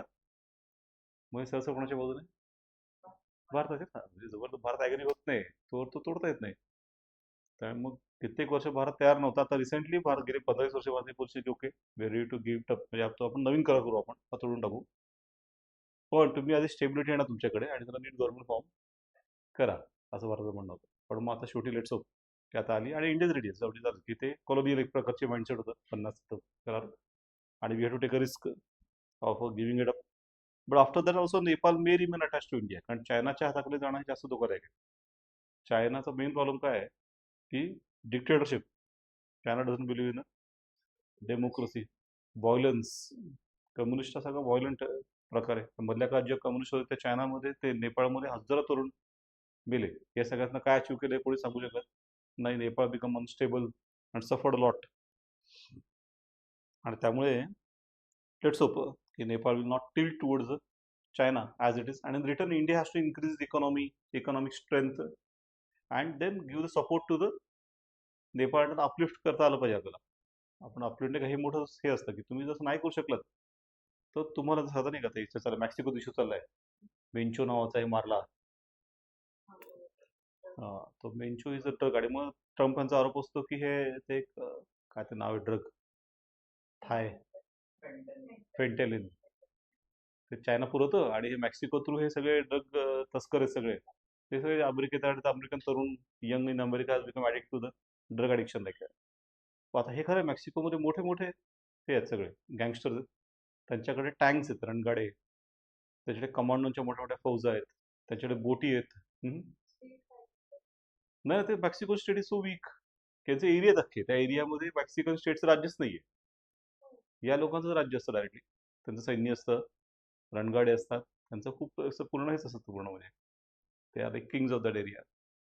मग शेवटी अमेरिकेने हे केलं मग कारवाई केली. मेक्सिकन आर्मीनेच केली पण सगळा सपोर्ट जो आहे तो अमेरिकेने पुरवला आणि त्यातनं मेन्चोला मारलाय. पण एक मेंचोमेला म्हणजे पुन्हा संपलंच नाही ना. मग पुन्हा इथे मुद्दा असा आहे की पुन्हा मुळात असं होडं आहे की तो करायला होतं की अशा प्रकारे मग एक प्रकारे अमेरिकेचे फेल्युअर आहे. कसं काय अमेरिकेचं फेल्युअर आहे सगळं की जे काय मेक्सिकोत होत असतं नाही की तुम्ही पुढे गेलात, काय केलं पाहिजे तुम्ही? शेजाऱ्यांनाही पुढे घेतलं पाहिजे ना. असं कसं तुम्ही एकटे पुढे गेला हे असं राहून गेले की तुम्ही इतके पुढे गेलात की त्यांना गँगस्टर बनण्याशिवाय दुसरं कुठलं हे उरलं नाही. कारण ते तिथे मग दुसरं कुठलं व्यवसाय नाही मेक्सिकोत आणि मग ते गँगस्टर बनतात. तर तसं नाही ना, मग भारतासाठी पण हे शिकण्यासारखा मुद्दा आहे की नाही? हो, जर आपण महासत्ता बनणार असो थ्रू कॉल्ड किंवा विकसित बनणार असो 2047, काय केलं पाहिजे आपण? हे सगळ्यांना पण बरोबर घेऊन केलं पाहिजे. ते सबका साथ सबका विकास हे अजून थोडं ब्रॉड ठेवलं पाहिजे. हे सगळ्यांना बरोबर घेतलं नाही तर आपण पुढे गेलो आणि हे मागे राहिले तर काय होणार? आपल्याला त्रास होणार ना. They will become the Mexico of India की अमेरिकेचा मेक्सिको आहे. मग ट्रम्प सारखं काय बोलायची वेळ आपल्याला मोठी भिंत बांधू आम्ही, गोळीबार करू, मारू, असं ती ही जी भाषा असते की ही जी ते ट्रम्प करतात हे सगळं. तरी मोठे मेक्सिकोच्या सीमेवर US मेक्सिको भिंत बांधली आहे खूप मोठी आणि रुथलेसली मारत कोणी ती क्रॉस करायचा प्रयत्न केला की रुथलेस कोणत्या देशाचे लोक मरतात मोठ्या प्रमाणात? इंडिया. इंडियाचे किती लोक मरतात क्रॉस करायच्या प्रयत्नात आणि पकडले गेले की मग म्हणजे त्यांना सेग्रिगेट करून ठेवतात म्हणजे आई इकडे वडील इकडे मुलं दुसरीकडे त्याच्यावर वाद झाले. पण अमेरिकेचं म्हणणं आहे की आम्ही ठरवणार की काय करायचं यांचं आणि कसं करायचं वगैरे. पण मुळात ती सगळी वेळच वाईट आहे ना. तर रिलेटिव्हली बांगलादेशचं आणि भारताचं बाबतीत चांगलं आहे. बांगलादेशचं पर कॅपिटा इन्कम हे भारतापेक्षा जास्त आहे. श्रीलंकेचंही जास्त आहे. मालदीवचं पण जास्त आहे. मग आता कोणाचं बाकी आहे? नेपाळचं बाकी आहे, पाकिस्तानचं बाकी आहे. आपण सगळं ट्राय केलं, काम केलं. चांगलं आहे एक प्रकारे की त्यांचं वाढलं तर मग भारताला आव्हान राहिले की आपली वाढवलं पाहिजे आणि ते म्हणजे रिलेटिव्हली संतुष्ट राहतील. पाकिस्तानचं हॅपीनेस इंडेक्स आपल्यापेक्षा जास्त आहे. तर इंटरेस्टिंग गोष्ट ती. हम्म.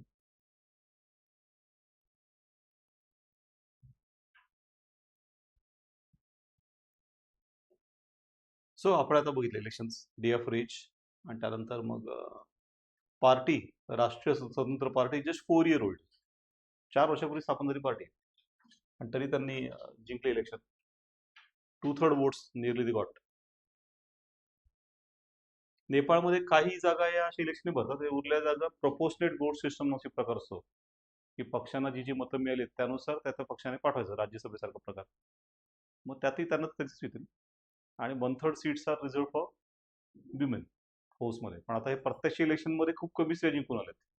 तर आता हे जे प्रपोर्शनेट पाठवायचे ते सगळ्या पाय पडणार त्यांना आता नाही केलं का. ते दोन पद्धती आपल्याकडे कसं डायरेक्टली सगळीच्या सगळी लोकसभा इलेक्टेड असते, तसं त्यांच्या लोकसभेत तसं नसतं की 2/3 इलेक्शन इलेक्टेड येतात आणि 1/3चं काय करतात की all parties according to the votes been given to them send representative in the lower house. त्याच्याकडे दोन हाऊस आपल्याकडे, लोअर हाऊस आणि अपर हाऊस. फेडरल पार्लमेंट आहे आणि दोन हाऊसेस आहेत. मग आता तिकडे असं एक त्याची प्रोव्हिजन आहे की 1/3 seats are reserve for the women. मग समजा इलेक्शनमध्ये झाल्या पाहिजे समजा, तर तसं झालं नाही, इलेक्शनमध्ये नाही जिंकून आले स्त्री एवढ्या, पण 1/3चा नियम आहे. मग त्यामुळे आता हे जे 1/3 त्यांचं जे नॉमिनेटेड प्रकार आहे त्यात जवळजवळ सगळे आता काय पडणार त्यांना वुमन ओनली, कारण ते 1/3चा नियम पूर्ण करायचा तर तसं क्लशिप पर्याय नाहीये. आणि ते प्रपोर्शनेटची आयडिया का असते की त्याच्यात असं लॉजिक की बाबा लहान पक्षाने रिप्रेझेंटेटिव्ह मिळालं तर ते एखादा लहान ऑल इंडिया पक्ष आहे समजा, पण तो सगळ्या राज्यात थोडी थोडी मतं मिळवते पण कुठेच एक त्याचं एकही जिंकून येत नाही. So return they had like support in some pockets of India but they are not getting sufficient votes to get elected the representative. मग त्यांचं नुकसान काय होतं की त्याचं कधीच कोणी जिंकून येत नाही. पण या पद्धतीमध्ये अशा पार्ट्यांना पण रिप्रेझेंटेशन मिळतं की बाबा तुम्हाला विशिष्ट मत मिळत असतील तर तुमचा एखादा प्रतिनिधी घेतला जातो. प्रपोर्शनेट सिस्टम असतं किंवा अशा प्रकारे मग नेपाळमध्ये आता नवीन गव्हर्नमेंट फॉर्म होत आहे, Balendra Shah as a prime minister. आणि पारंपरिक पक्षांचं हे झालं हरले. CPN communist party of Nepal, UML Marxist Leninist, United Marxist Leninist आणि CPN माओइस्ट. प्रचंड तर त्यांना तर अगदी त्यांची सीट फक्त राहिली, बाकी सगळं संपलं. So Balin Shah is also called giant killer for he defeated the KP Uli itself. झापा नावाची कॉन्स्टिट्युन्सी होती. सो पीपल कॉल्ड हिम झापा का थापा सर म्हणलं त्याला, त्याने हरवलंय. And then he focuses on a technocracy over ideology. त्यांचं ते इंटरेस्टिंग हे होतं की त्यांचं काय म्हणणं की आयडिओलॉजी इतक्या वर्षांनी सांगितली पक्षांनी, कम्युनिस्ट बनू आपण, असं बनू, डेमोक्रेसी वर्सेस कम्युनिझम. काय केलं सगळ्यांनी मिळून? काही सगळ्यांनी केलं नाही, दुसरं निकृष्ट केलं. So now this people are more towards technocracy. जसं सुशीला कार्की किंवा आता हा पण बालेंद्र शाह, त्यांचं म्हणणं की जास्त आयडिओलॉजी मनावर पडायचं नाही, प्रगती कशी करता येईल त्याला लक्ष देत आपण.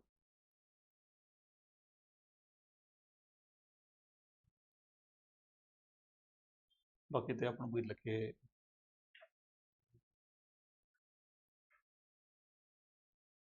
so finally political stability has come back in the Regal coalition. So outcome oriented government will be there. फक्त ग्रेटर नेपाळचा इश्यू आहे, कालापानी एरियाचा इश्यू आहे. But on the other hand he said that we will have economic partnership with India. India is especially building the hydropower projects in the Nepal. Kosi Ganga नावाची नदी आहे, त्याच्यावर बनवतोय आपण. त्याचे प्रकल्प आहेत, त्याच्यात काय करतं भारत की स्वतः बांधून देतं रॅम, इलेक्ट्रिसिटी जनरेट करतं आणि ती इलेक्ट्रिक भारत विकत घेतो. So in return Nepal gets money आणि भारताला इलेक्ट्रिसिटी त्यातली मिळते. आणि अजून काय होतं की it become good for controlling floods in Bihar and UP. कारण युपी बिहारमध्ये फ्लडचं मेन कारण म्हणजे नेपाळ बंद येणार पाणी. मग त्यामुळे एकाच वेळी वेगवेगळ्या प्रकारचे उद्देश साधले जातात, म्हणजे किंवा फ्लड कंट्रोल पण होतो, इलेक्ट्रिसिटी पण मिळते, आणि तिसरीकडे नेपाळही त्यावेळी जरा फायदा होतो. हा फायदा आहे. त्यामुळे मग ते कंटिन्यू होईल असं नेपाळने म्हटलंय.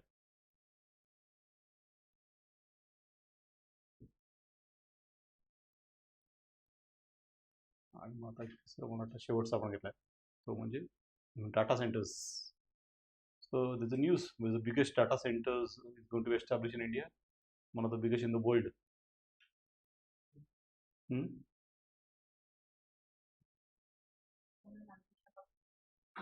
विशाखापट्टणम पर्टिक्युलर राज्यात आहे, आंध्र प्रदेश. विशाखापट्टणम येथे आंध्र प्रदेश. कोण त्याच्या मागे आहे, कोणती कंपनी?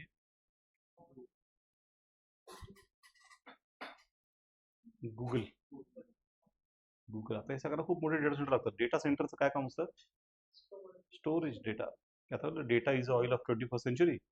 तर डेटा गोळा करणं, तो स्टोअर करणं हे खूप मोठं प्रकरण आहे. कारण हे सगळं AI is what processing of data, की बिग डेटा अनालिसिस करून प्रोसेस करून त्याचं म्हणजे ते हे करायचं, घुसण करायची आणि त्यातनं काय काय अमृत काढायचं, म्हणजे हे त्यांचं काम.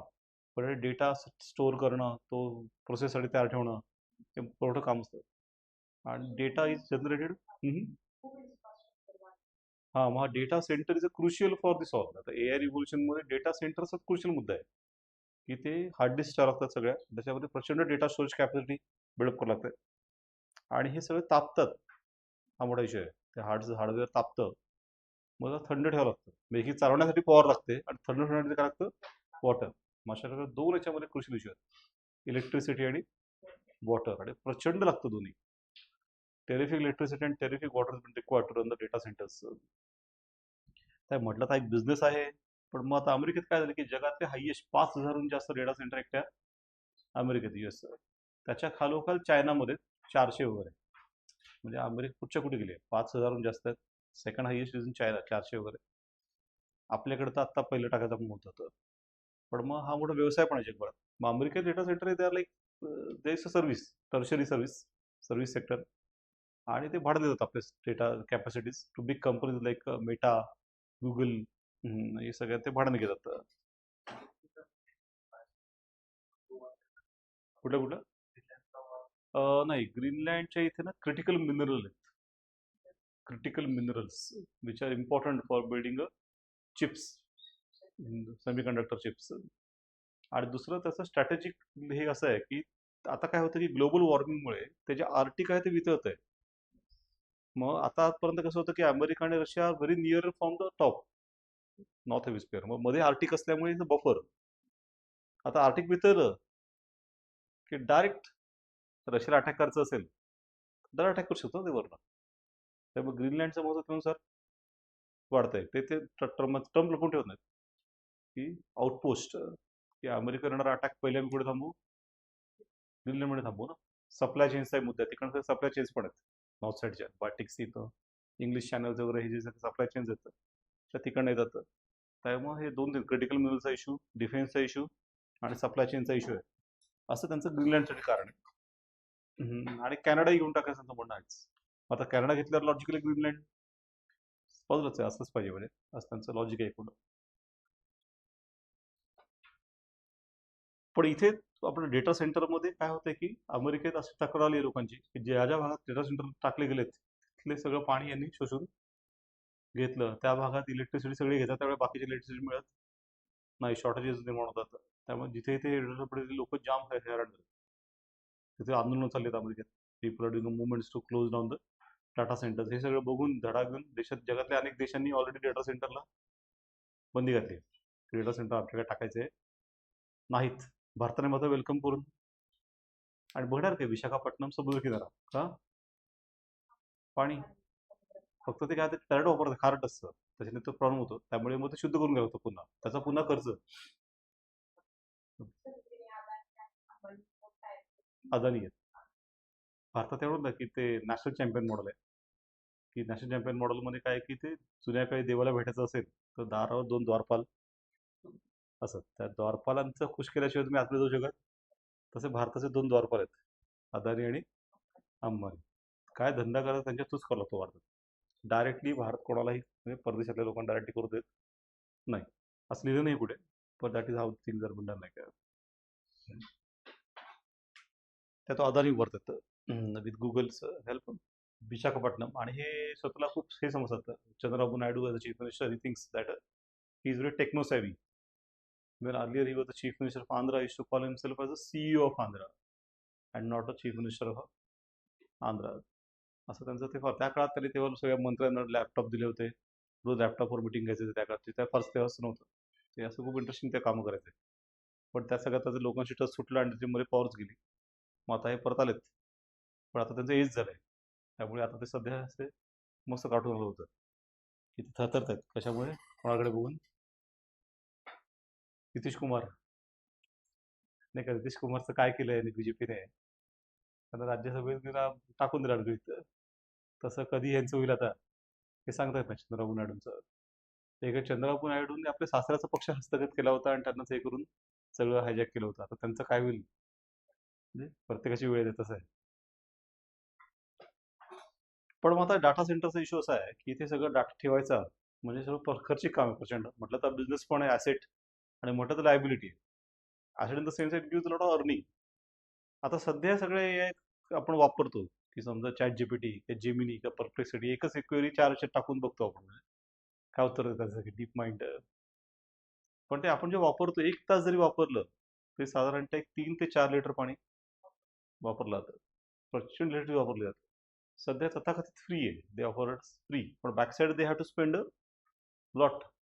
मग आता कोणी म्हणलं की मग करतात कसं एवढं खर्च करतात आणि आपलं काही चार्ज सगळं लावत नाही, फ्री आहे, तुम्ही वापरा तेवढं. असं कसं काय? डेटा त्याचा सध्या ते डेटा फेजमध्ये, डेटा गोळा करणं हा सर्वात मोठा टास्क सध्या. ते डेटा गोळा करतील, डेटावर मोनोपोली तयार केली की नंतर मात्र प्रत्येक गोष्टीसाठी चार्ज असणार, म्हणजे ते फुकट देणार नाही. त्यामुळे सगळं असं मॉडेल असतं ते स्टार्टिंगला फ्री द्यायचं आणि डॉमिनेट, आणि त्यानंतर मात्र मग हळूहळू चार्ज लावून सुरुवात करायची आणि create monopolies in the field. ते ऑलरेडी इट इज हायली पोल्युटिंग, प्रचंड पोल्युटिंग आहे. बरं एवढं सगळं करून सुद्धा ते पुरत नाही डेटा सेंटर, हा मोठा इश्यू झाला. कारण डेटा जनरेटेड एव्हरी सेकंड ना, कोणी लाईक दिलं किंवा लाईकचं जाऊ दे, नुसतं तुम्ही स्क्रोलिंग करतात, तुम्ही स्लो फास्ट करताय का फास्ट करतात त्याच्यावर ते बघतात. एखादा स्क्रोल तुम्ही स्लो करताय मग त्या विषयात तुम्हाला इंटरेस्ट आहे, स्लो करत असाल तर, आणि फास्ट जात असाल तर त्या विषयात तुम्हाला इंटरेस्ट, ते पण रेकॉर्ड करतात की नाही, ते पण रेकॉर्ड करतात. एवढं त्यांचं हे असतं, ते पूर्ण आपलं प्रोफाईल बनवतात की आपण कशा प्रकारचे व्यक्ती आहोत, आपल्याला काय आवडतं आणि काय आवडत नाही. मग आता हा डेटा साठवणं, त्याच्या प्रोसेस करणं हे प्रचंड हे काम आहे. ते असते लक्षात राहील. मग सुरुवात हे सगळं डेटाची सुरुवात त्याने केली होती, इलन मस्क तो सगळ्यात पुढे असतो. हे start giga factories, giga factories buildup are based on solar power. की त्यातल्या काय त्याने बघितलं की इलेक्ट्रिसिटी मिळत नाही, कुठे त्याला तयार होत नाही आणि जिथं महाग मिळते आणि तेव्हा परवडत नाही. मग त्याने पर्यंत गिगा फॅक्टरीज टाकल्या, सोलार पॉवर वाजरलेल्या आहे. आणि त्यात त्याने मोठ्या मोठ्या त्या 5,000 मधले बरेचसे त्याचे गिगा फॅक्टरीज म्हणून. आणि त्यात तो हमी देतो की डेटा राहणार, त्याची पूर्ण गॅरंटी तो घेतो. मोठा बिझनेस त्याचा, he is very big business, पण he is richest person in the world. Elon Musk जगातला सर्वात श्रीमंत व्यक्ती आहे. पण मग इलन मस्क लक्षात आलं की हे लिमिट आहे, हे अशा प्रकारे डेटा ठेवणं परवडत नाहीये, प्रचंड महागड आहे. मग त्याने आता काय पुढचं रस्ता घेतलाय तो, आणि मग त्यानंतर इतर बाकीचे आहेत, आणि सगळ्यांनी आता दिशा कुठे ठरली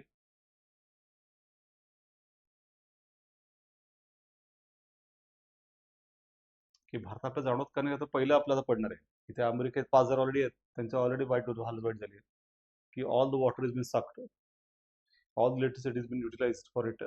प्रचंड हीट तयार करतात हे लोक लोक अमेरिकेतले लोक आता विरोधी आहेत टाटा सेंटरच्या. स्पेस, हे आता यांनी स्पेसवर हे केलं बरोबर की स्पेसचा पहिला फायदा काय, थंडच असतं. त्या अर्धा खर्च वाचला कुठला, वॉटर. इथे थंड ठेवण्यासाठी कूलंट म्हणून पाणी वापरलं सारखं. स्पेस हे प्रचंड थंडच आहे, त्यामुळे थंड असल्यामुळे तो एक फायदा आहे. स्पेसचा अजून एक काय की resistance is highest or list निर्वात असतं ना, काय कंडक्टिंग म्हणजे इकडून तिकडे काय डेटा हे करणार स्पीड नाही होतं, म्हणजे त्याचं हे जास्त असतं म्हणजे. तो एक मोठा फायदा. आणि सर्वात मोठा फायदा असा की सोलार पॉवर डायरेक्टली घेता येतं ना. इथे काय होतं की वातावरणात येता येतं सोलारचं वीक होतं लाईट, तिथे 24 तास खूप मोठ्या प्रमाणावर सोलार उपलब्ध आहे. 24 तास ते सुद्धा. इथे काय की दिवसाचे विशिष्ट तासच. आणि त्यामुळे मग असे मल्टिपल ॲडव्हान्टेज आहेत की थंड आहे, solar power is available 24 hours a day, and that too 3 times more than what is available than intensity at earth. आणि स्पेसचा तिथे काय सेशन आहे, तिथे स्पेस नाव स्पेस आहे, स्पेस आहे. किती मोठं उभार तिकडे, तिथे कोणतं अडवायला येत नाही का, तिथे काही इश्यू नाही आहे. मोठे मोठे तिथे आडवे पसरवायचे आपले सोलर पॅनल्स आणि चालू करतात. तर ऑलरेडी चालू केलं, इलन मस्कने ऑलरेडी चालू केलं. तर तिथे काही इश्यू आहेतच. तिथे काय होतं की तिथे थोडीफार हीट होते, एवढं ते हीट होतात की जरी थंड किती असलं ती हीट बाहेर काढावं लागते म्हणजे. पण जशी इथे ती हवेतनं बाहेर पडते आणि अशी फिरत फिरत राहते अशी, आणि मग ते हळू थंड होतं. तसं ते वातावरणच नाही स्पेसमध्ये. त्यात अशा हळूहळू बाहेर पडून मग ती फिरत राहणार आणि मग थंड होणार, असा प्रकार स्पेसमध्ये होऊ शकत. तीच राहिली साठत राहिली तर स्फोट, त्याच्या जागी स्फोट होणार. म्हणजे रेडिएशन अशी टेक्निक आहे, ती रेडिएशन टेक्निक वापरून ती अशी दूर फेकावं लागते म्हणजे हीट. जशी आपल्या इथे करावं लागत नाही, नुसतं आपण सोडून दिलं बाहेर ते जातं, तसंच नाही, तिथे रेडिएशन वापरून ते. मग तो थोडा खर्च आहे, त्याच्यावर तो काम करतो सध्या, की ते कसं स्वस्त करता येईल रेडिएशन टेक्निक, ते अजून दूर कुठे फेकून यायचं म्हणजे लांब. मग अशा प्रकारे हे सगळेच कामं लागलेत. मस्क आणि बाकी सगळ्या कंपन्यांनी याच्यावर काम करत केले की space will be the next म्हणजे idea for maintaining a data centres. मग त्यात किती डेटा होत आहे, as much data you can keep in the space, आणि त्यावर ते काम करत राहतात. हा सगळाच हा इश्यू जो आहे तो म्हणूनच मी घेतला, म्हणजे की हा एक मोठा इश्यू झालाय. आता 2026 is the year of inference, म्हणतात त्याला. Requiring a decentralise network of low latency data centres to run the AI models. की आता हे एकमेकाला जोडत चालले सगळे एकमेकाला, इंटरनेट आणि low latency data centres. Low latency काय असतं, लेटन्सी हा वेग. ही समजा नाही का 3G 4G 5G 6G प्रत्येकात काय होतं की लेटन्सी कमी होत जाते. म्हणजे काय तर स्पीड रिअल टाइम मध्ये फटाफट गोष्ट होती, फ्रॅक्शन ऑफ सेकंड. मग त्याचे फ्रॅक्शन ऑफ सेकंडचेही असतात ना, समजा की किती फास्ट एखादी गोष्ट केली, तर मग लेटन्सी जितकी कमी असेल तेवढे व्यवहार कसे होतात, फास्ट. लेटन्सी जास्त असेल तर व्यवहार. आणि शेअर मार्केटमध्ये खूप मॅटर होतं. शेअर मार्केट अल्गोरिदम्स असतात आणि त्यातनं ट्रेडिंग. पण एखाद्याची लेटन्सी कमी असेल तर त्याचा व्यवहार पटकन एक्झिक्यूट होतो. मग एखादी लेटन्सी जास्त असेल तर it take time for execution of. आणि मग ज्याचा एक्झिक्यूट झाला तो फायदा आला तर विकून टाकले शेअर्स, आणि दुसरा येईपर्यंत तिकडे किंमत वाढली त्याचा तोटा. मग फ्रॅक्शन ऑफ सेकंड मध्ये सगळे फरक करतात. सोव्हरिन AI इन्फ्रास्ट्रक्चर, या सगळ्यामध्ये सोव्हरिनिटीचा मोठा इश्यू आहे. Government India you treat data centres as a vital national infrastructure for national security and data. तर भारताने already data localisation act pass केलेलाच आहे. डाटा लोकलायझेशन त्या सगळ्या कंपन्या आहेत, गुगल, व्हॉट्सअप, फेसबुक, त्यांना काय टाकली आहे, कुठली कंपनी असो, डाटा तुमचा इंडियामध्येच ठेवायचा, बाहेर न्यायचा नाही. आणि त्याप्रमाणे त्या गाठीवर त्यांना काम करत राहून दिले आपण. So in return they have to build a data centre.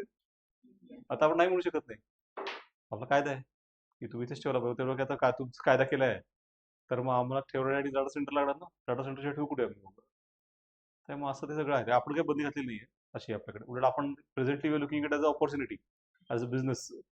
एक मोठा बिझनेस आपण बघतो की त्यातनं आपल्याला संधी उपलब्ध होतील असं आपल्याला वाटतंय. पण आपण बघितलं अमेरिका एक का आली हे कारण ऑलरेडी बघितलं. का आली? तिथे इश्यू झाले ऑलरेडी, लोकांचा आता जोरदार विरोध आहे. त्यामुळे आता जे आउटडेट झालं की जे आता नको आहे ते आता इथे काढतात, असं म्हणण्याचा एक प्रकारे अर्थ आहे, असंही म्हणता येईल.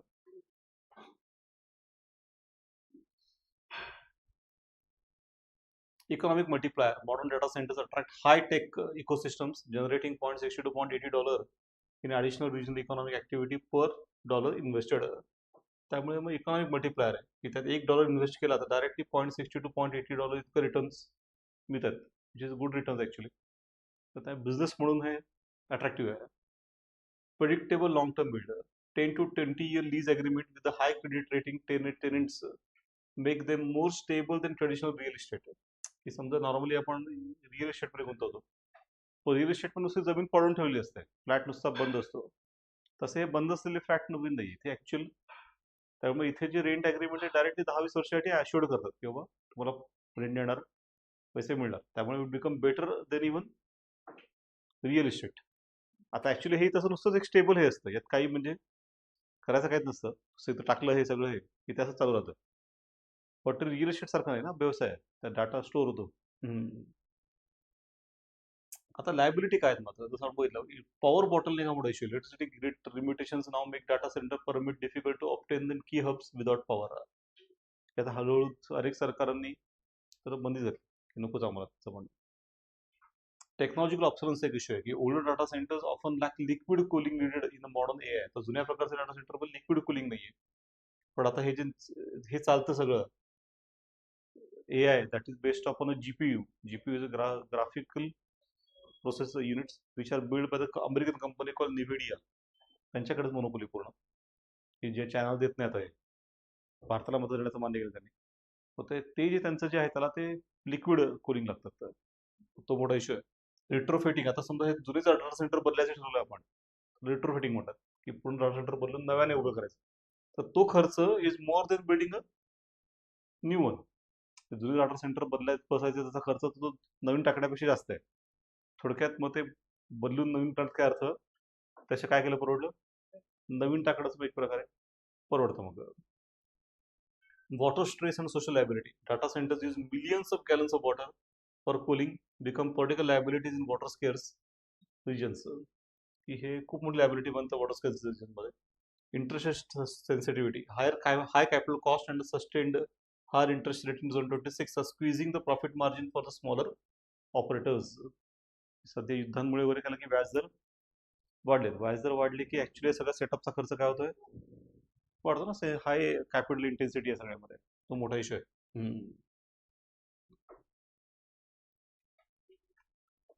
सो ऍसेट आहे की पॉवर मिळाली तर चांगलं आहे, एआय रेडिनेससाठी चांगलं आहे. पण liability if it is on standard public grid और आउटडेटेड कूलिंग टेक्नॉलॉजी, की ऑलरेडी तुमची टेक्नॉलॉजी प्रॉब्लेम आहे समजा पॉवरचा आणि त्यात तुम्ही देताय ऑलरेडी, तर तुम्ही गेलात तर.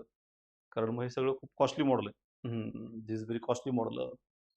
ऑलरेडी ते बिटकॉइन ऐकलं असेल, ब्लॉकचेन टेक्नॉलॉजी, त्यात पण हा सगळं प्रॉब्लेम. त्यात प्रचंड प्रमाणामध्ये ऊर्जा वापरली जाते आणि त्याच्यामुळे मग बरंच ग्रीडच हे होतं, ब्लॉक होऊन जातं पूर्ण.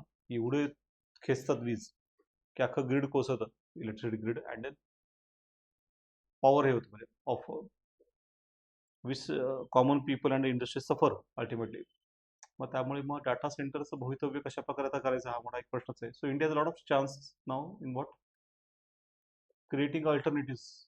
की डाटा सेंटरमध्ये आपण चांगले काय अल्टरनेटिव्ह तयार करू शकलो, किंवा स्पेसचं जे आहे त्यात आपल्याला खूप संधी आहे.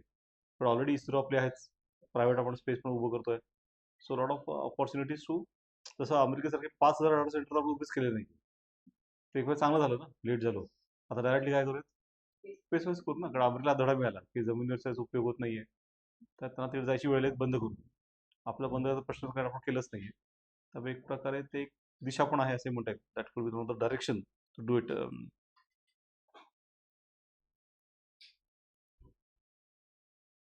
त्यामुळे मग या सगळ्यामध्ये अदानींनी इंटरेस्ट दाखवलाय. की आपण मागे बघितलं होतं की अदानी आणि अंबानींमध्ये एक अनरिटन पॅक्ट आहे. काय? हम्म? जमिनीवरचं काय असेल? नाही. आणि आकाशातलं काय करायचं असेल तर ते आकाश हा कोणाचा मुलगा आहे? आणि स्पेसचं असेल तर स्पेस असेल तर नाही.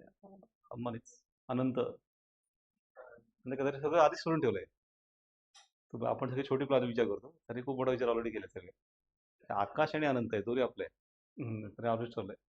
अदानीचं म्हणजे नॉर्मल मुलगा आहे, म्हणजे आदित्य आहे तो त्याच आहे. मग अशा प्रकारे काय झालंय की जर स्पेस करायचं वेळ आलं तर कोण असणार आहे इन्व्हेस्टमेंटमध्ये?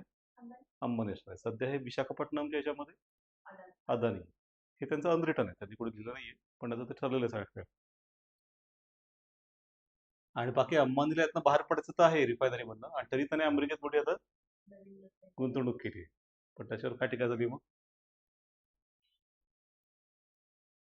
की ही the richest man in the Asia, Mukesh Ambani.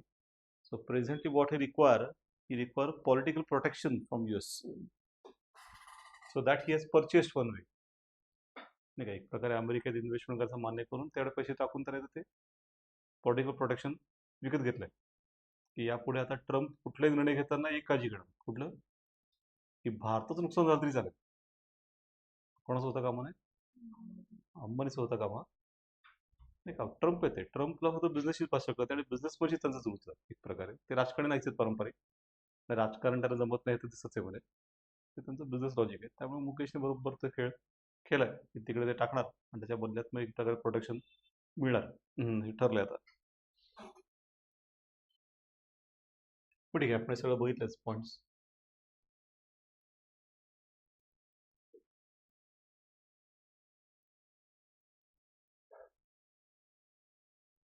Hyper scalars म्हणतात. हायपर स्केलर म्हणजे खूप मोठ्या प्रमाणावर डेटा जनरेट होतो. गुगल, मायक्रोसॉफ्ट, अमेझॉन या लोकांचा डेटा जो आहे तो हायपर स्केलमध्ये येतो. हायपर स्केल म्हणजे प्रचंड प्रमाणात डेटा जनरेट त्यांचा होतो डेली बेसिस.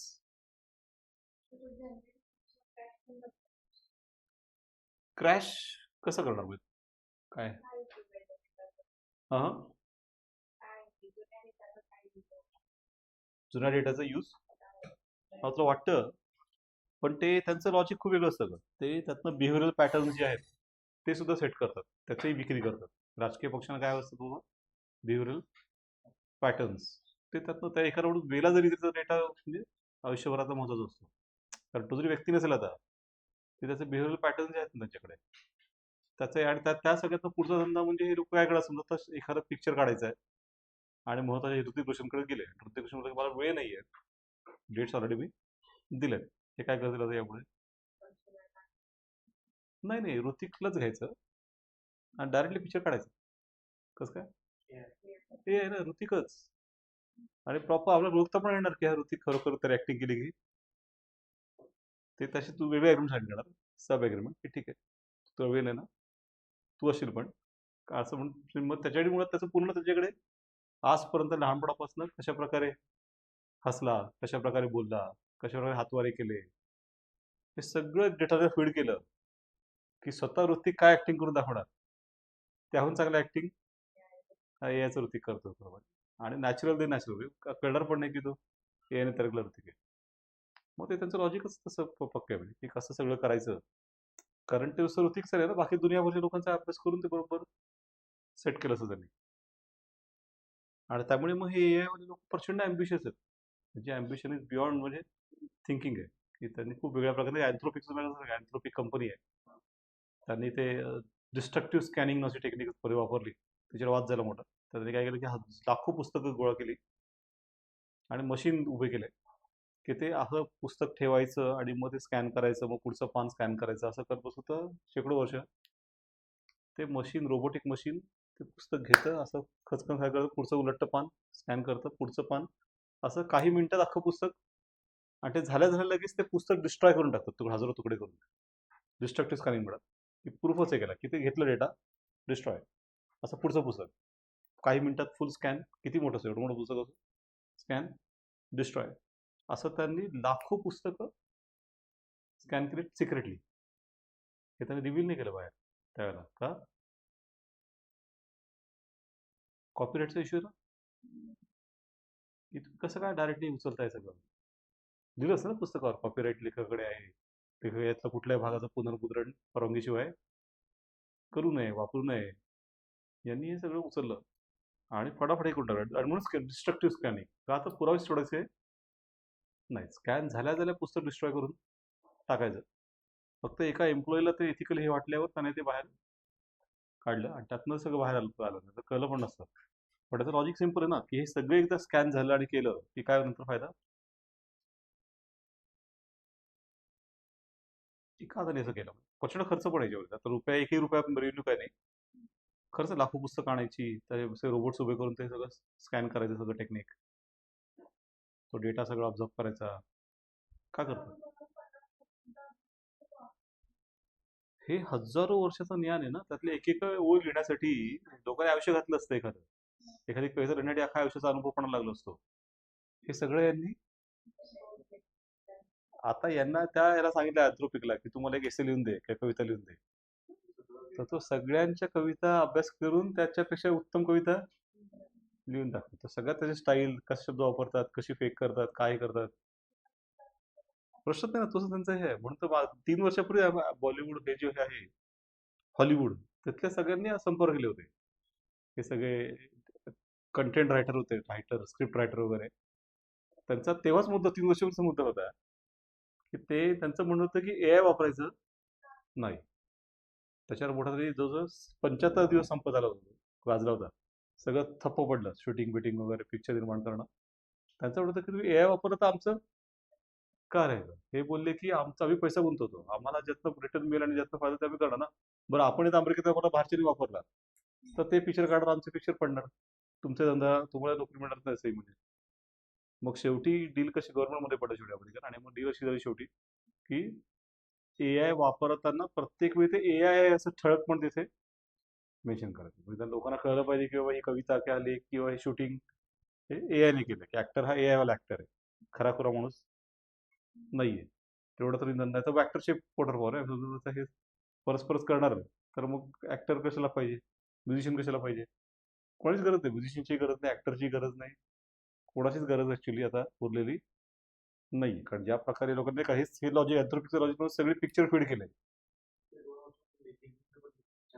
हा, एक्झॅक्टली. ते सगळं फीड करून तरी तयार ठेवलं, त्यानंतर आपण नुसतं टाकलं की ते काढून देतं लगेच.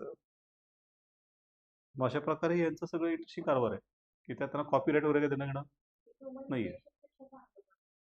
असं काय ना, आउटपुट त्याचं नजर तितकी पक्की नाहीये, तो ऍटलिस्ट आउटपुटली इम्प्रेस होतो लगेच, कारण ते एकदम इफेक्टिव्ह वाटतं. पण त्यात ह्युमन टच नसतो, हे खर्च आहे. एआय मध्ये काय बोलतो ना, ह्युमन टच वेगळा आहे. तर खुशबू आ नाही सकती कागज के फुलों को, असं ते हे आहे. इथे कागदाचं फुल आणि खरं फुलामध्ये फरक आहेच ना.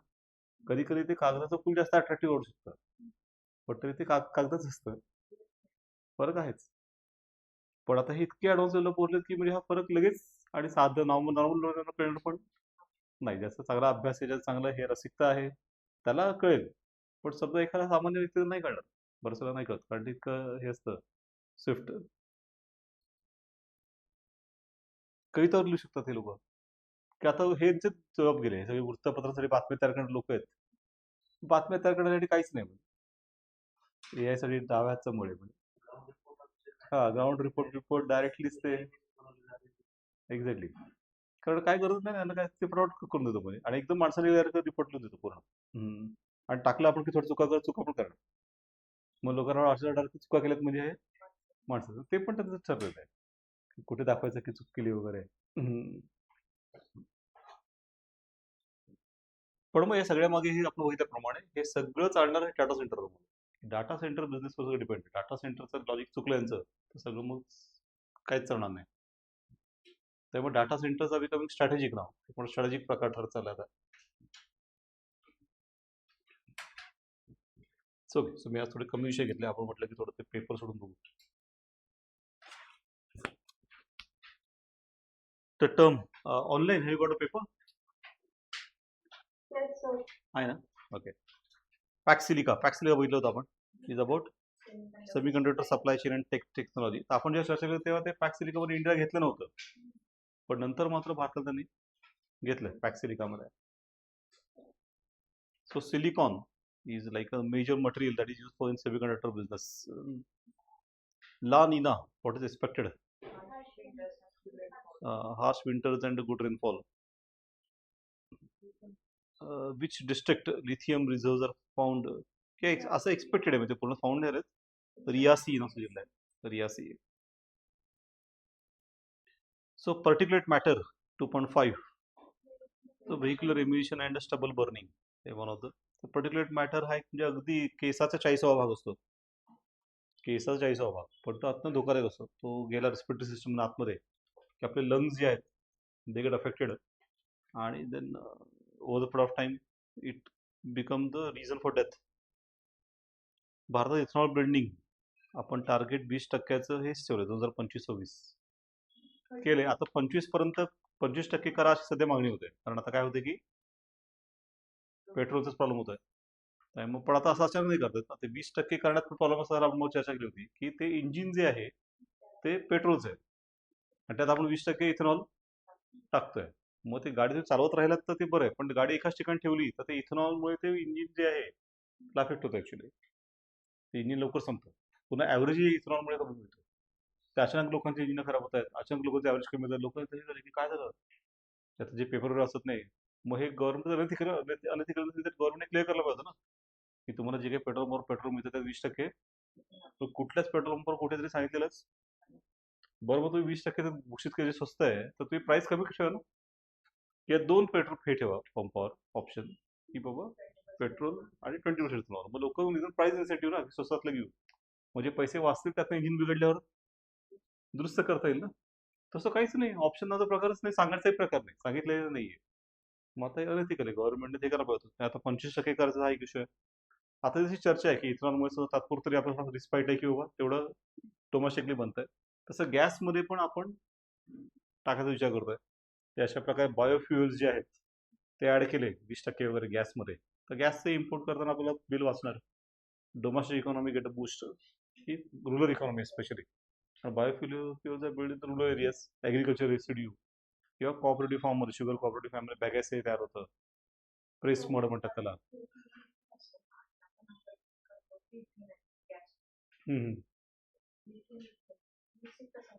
मिथेन कसं ना, ते आपण असं कचऱ्याचे टाकून दिलं आणि ते तेच पडून राहिलं तर त्यातनं ते मिथेन बनलं. मिथेन हा खूप ग्रीन हाऊस गॅस आहे आणि आता धोकादायक म्हणला तो, पण असा याच्यात वापर केला तर तो चांगला पडतो म्हणजे. आणि त्यातनं मग दुहेरी फायदा होतो, म्हणजे एकीकडे ते पोल्युशनही वाचतं, ग्रीन गॅसेस निर्माण, दुसरीकडे युटिलाइज पण होऊन जातो. तेवढ्या प्रमाणात इम्पोर्ट्स आपलं कमी होतं. Rural economy get boost, rural people get money for it. असे बरेच फायदे याच्यामध्ये एकाच वेळी आहेत.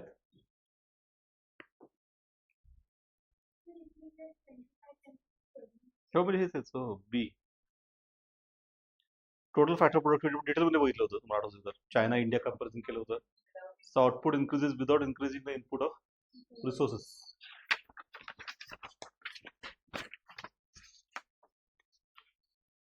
So highest weightage 45% is given to the income distance. सर्वाधिक इन्कम डिस्टन्स दिला त्या खरोखर कोणाला दिलाय? पॉप्युलेशनला.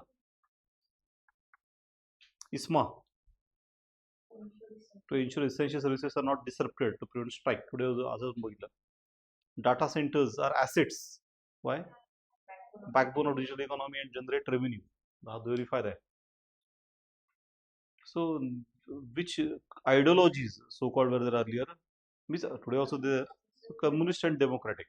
मग कम्युनिस्ट 2 पक्ष मिळली आणि हे यांची नेपाळी काँग्रेस नावाची, असे तिघही सध्या हरलेत. मात्र ते बघितलं आपण, नाव ते हॅव शिफ्टेड टू टेक्नोक्रेसी.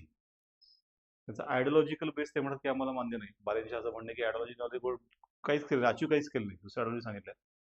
आता थोडं टेक्नोक्रेसी म्हणजे त्यांना they are interested in output then all discussing ideology, की कोण माओइस्ट आहे, कोण कम्युनिस्ट आहे, तर त्यापेक्षा तुम्ही काय आउटपुट करताय ते सांगा. 4 स्टार्स ऑफ माय डेस्टिनी ते बघितलं डिटेलमध्ये आपण. General Manoj Mukund Naravane.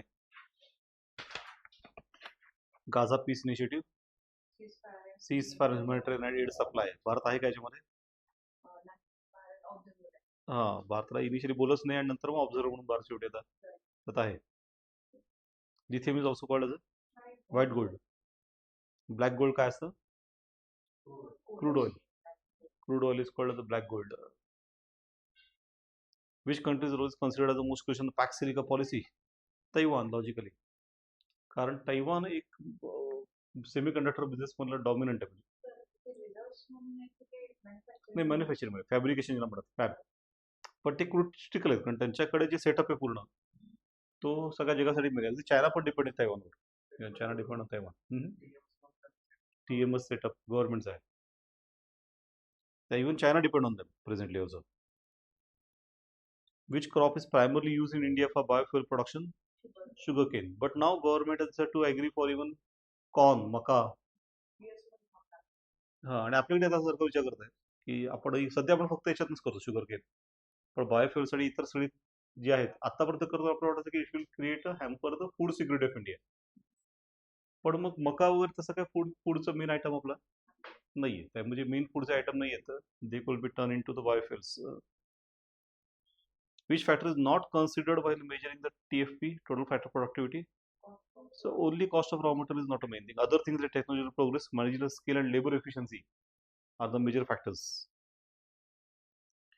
Which is the parliament of Nepal called? Federal parliament. त्यामुळे आणि ते दोन हाऊसेस आहेत. मग एक नॅशनल असेंब्लीचा अप्पर हाऊस आणि नॅशनल हाऊस म्हणून एक लोअर हाऊस आहे. ISMA, Public Transport and Healthcare, mainly part of ISMA. Liability कसं म्हणता येईल डाटा सेंटरला? Cyber security threats and high energy consumption. पण ऑल्सो वॉटर ॲक्च्युली इथं घेतलं नाही आहे पण वॉटरचा पण इश्यू आहे. सायबर सिक्युरिटी थ्रेट्स पण डाटा सेंटरचा अटॅक होऊ शकतो and all data could be deleted etcetera. So Y there is a winter pollution in Delhi? Slow wind speed and temperature inversion, thermal inversion it is called. So lithium ion battery is mainly used in the electric vehicles and smartphones. So who appointed Finance Commission? President. Gaza Strip is on which coast? Mediterranean Sea.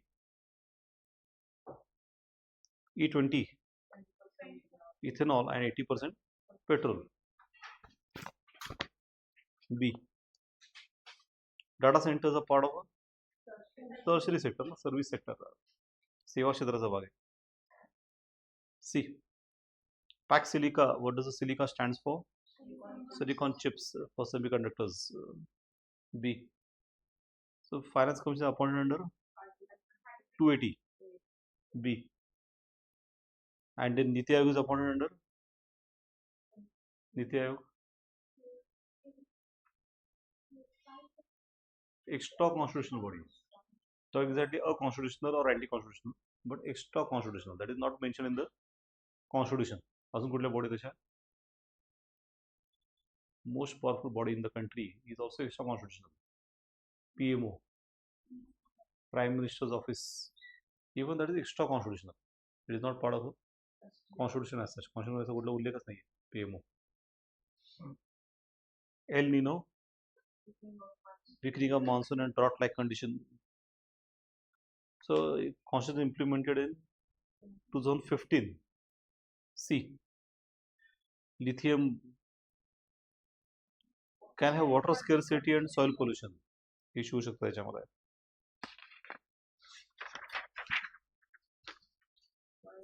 Biofuels, greenhouse gases get reduced. Smog, that is smoke plus fog. B. So Finance Commission report is for 5 years. ISMA, what can happen? They can face arrest or penal action. अटक येऊ शकते की दंडात्मक कारवाई होऊ शकते. TFP, innovation and technology has to be used. So which country is mediating in the Gaza conflict? Qatar. And therefore the Iran has made a big strike on Qatar. हे सगळ्यात वेळा केलं पण सर्वात जास्त मोठा स्ट्राईक त्याने कतारवर केलाय. Data sovereignty, Data of a country remains secure within the borders and law. So because of lithium, India's dependency will decrease on China. चायनाकडनं सध्या आपण बॅटरीज घेतो सगळ्या. सध्या मोबाईलचे पण 70% भाग हे चायनाकडनं येतात. Though we claim that 98% mobiles in India you consume are produce in India. असं हे वाक्य टेक्निकली बरोबर आहे, पण आता 70% भागच मुळात चायनाकडनं येतात, किंवा फार्मास्युटिकलचे 80% भाग चायनाकडनं येतात. मग त्यामुळे मला दोन्ही सेक्टरमध्ये काय आलं की बरोबर आपण आता म्हणजे वर्ल्ड लीडर आहोत, पण आपला पतंगात आणि दोर कोण आहे? चायना. आपली दोर सगळी चायनाच्या हाती. तरी कधी दोर काढून घेतली तर आपली पतंग गेली. मग Pax Silica is come from Pax Romana. Roman साम्राज्यात धोरण होतं की within a Roman empire anywhere to anywhere no customs are been there. कुठल्या ड्युटीज नव्हत्या, टेरिफ्स नव्हतं. So that's called the Pax Romana, free trade. Jatropha oil seed plant आहे, तेलबियाणा रोप आहे jatropha. So one of the best for biofuel it is. El Nino Pacific ओशनला असतो actually, आणि इफेक्ट आपल्यावर होतो, पण पेरूच्या किनाऱ्यावर on the border of Peru in the see it build up. So finance commission new Delhi. आता ही काय करत विचारायची गरज नाही. AQI सिव्हिअर एवढ्या 1000च्या पुढे जातो कधी कधी.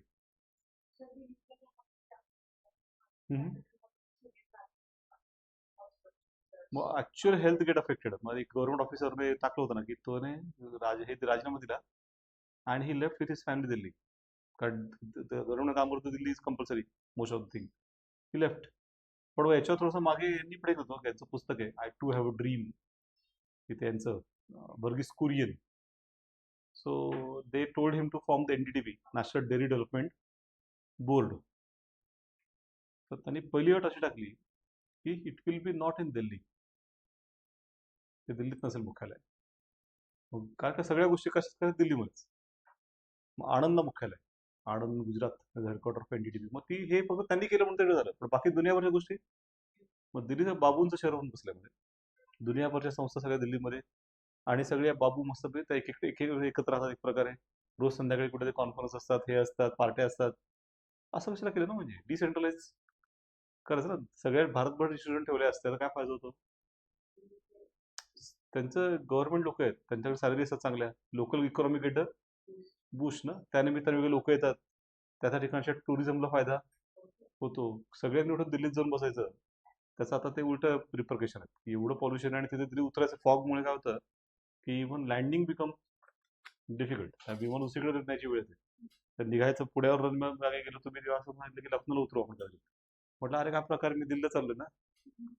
लखनौवर तुम्ही जा, तुम्हाला जायचं. तर लखनौवर जायचं म्हणजे काय, समजा मग दिवसाचं कामच एक दिवसाचं आहे. सकाळी जाऊन मी संध्याकाळी परत येणार आहे, आणि जर लखनौला उतरून नक्की पुण्याला यायचं का दिल्लीत जायचं म्हणे. मग एवढं तुमचं सिव्हिअर इश्यू असेल तर कशासाठी तुम्ही दिल्ली वाढवताय ना. Y you are being too much emphasising on Delhi. हा मोठा प्रश्नच आहे. नेपाळमध्ये कम्युनिस्ट पक्ष 2 गट म्हणजे CPN UML आणि माओइस्ट सेंटर असे 2 आहेत. ए डाटा सेंटर म्हणून मुंबई, नवी मुंबई जी आहे आता, त्याच्यात हा मोठा प्लॅन केला गव्हर्नमेंटने. He will turn it into, ते 5 शहरांचा प्लॅन केला त्याच्यामध्ये. एज्यू सिटी, स्पोर्ट्स सिटी, आणि त्यातला एक डाटा सिटी असणार आहे. ISMA, central law that also empower the states. Pax Silica, what will the impact? Technical progress will again stability by B. So lithiumचे साठे भारतात हार्ड रॉक फॉर्म मध्ये आहे. Gaza, Hamas हे होतं असं म्हणत. गाझा तर पूर्णपणे संपूर्ण शकला.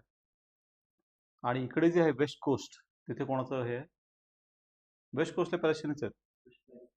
वेस्ट बँक म्हणतात त्याला. जॉर्डन नदीच्या वेस्टला आहे म्हणून त्याला वेस्ट बँक म्हणतात. तिकडे कुठला गट आहे? हिजबुल्ला लेबनॉनमध्ये. तो लेबनॉन मधला गट आहे, शिया गट आहे. हे तसे सुन्नी आहेत ऍक्च्युली पॅलेस्टाईनी लोक. तिकडे फातेह नावाचं गट आहे, फातेह. आणि त्यांचं ऑफिशियल गव्हर्नमेंट त्यांचं आहे, पॅलेस्टाईनी ऑथॉरिटी. त्यामुळे हे तसं म्हटलं तर इस्रायल पॅलेस्टाईन वॉर होतं की नाही, नव्हतंच. Palestine authority has aligned with Israel actually. So Israel against one terrorist organization called Hamas असं युद्ध होतं. जे फतह तिकडे आहे, हेजबोल्ला तिकडे आहे, आणि आयसिस तर आता नाही आहे टेक्निकली. आयसिस होतं, पण मग मधल्या काळात त्यांनी खूप हे केल्यानंतर त्यांना आता नष्ट केलं ना, म्हणजे सगळे मारले. ते ॲटलिस्ट ऑन म्हणजे पेपर ते तर नाही आहे, थोडे थोडे लोक त्यांचे उरले, पण संपलं. म्हणजे ते इथे होतं इराकमध्ये, इराक आणि सिरिया तिकडे काही काळ त्यांनी राज्य उभं केलं होतं त्यांचं. TFP is indicator of economic efficiency and progress. तर तुम्हाला हे आयडिया थोडंसं आपण पुढच्या अजून असे प्रश्न भरपूर सोडू, म्हणजे आपलं थोडे रिकॅप करता येईल की आपण काय केलं होतं. ठीक आहे, बरं. काय प्रश्न? हां.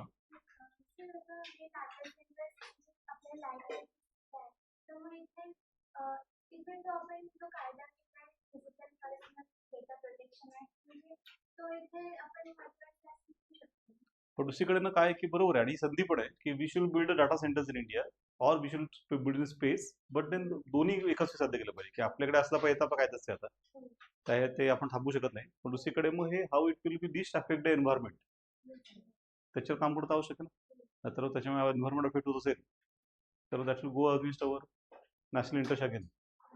तसं आहे.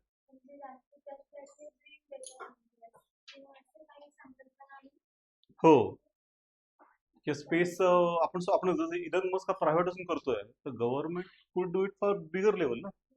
तो जो एक प्रायव्हेट व्यक्ती आहे की तो एवढं इनिशिएटिव्ह दाखवून एवढं करतो, तर आपण त्याच्यात जास्त उत्साह दाखवला पाहिजे. खरं तर कारण गव्हर्नमेंट स्टेबल सिस्टम आहे, मग तसं तो पण इनिशिएटिव्ह घेण्याची गरज आहे.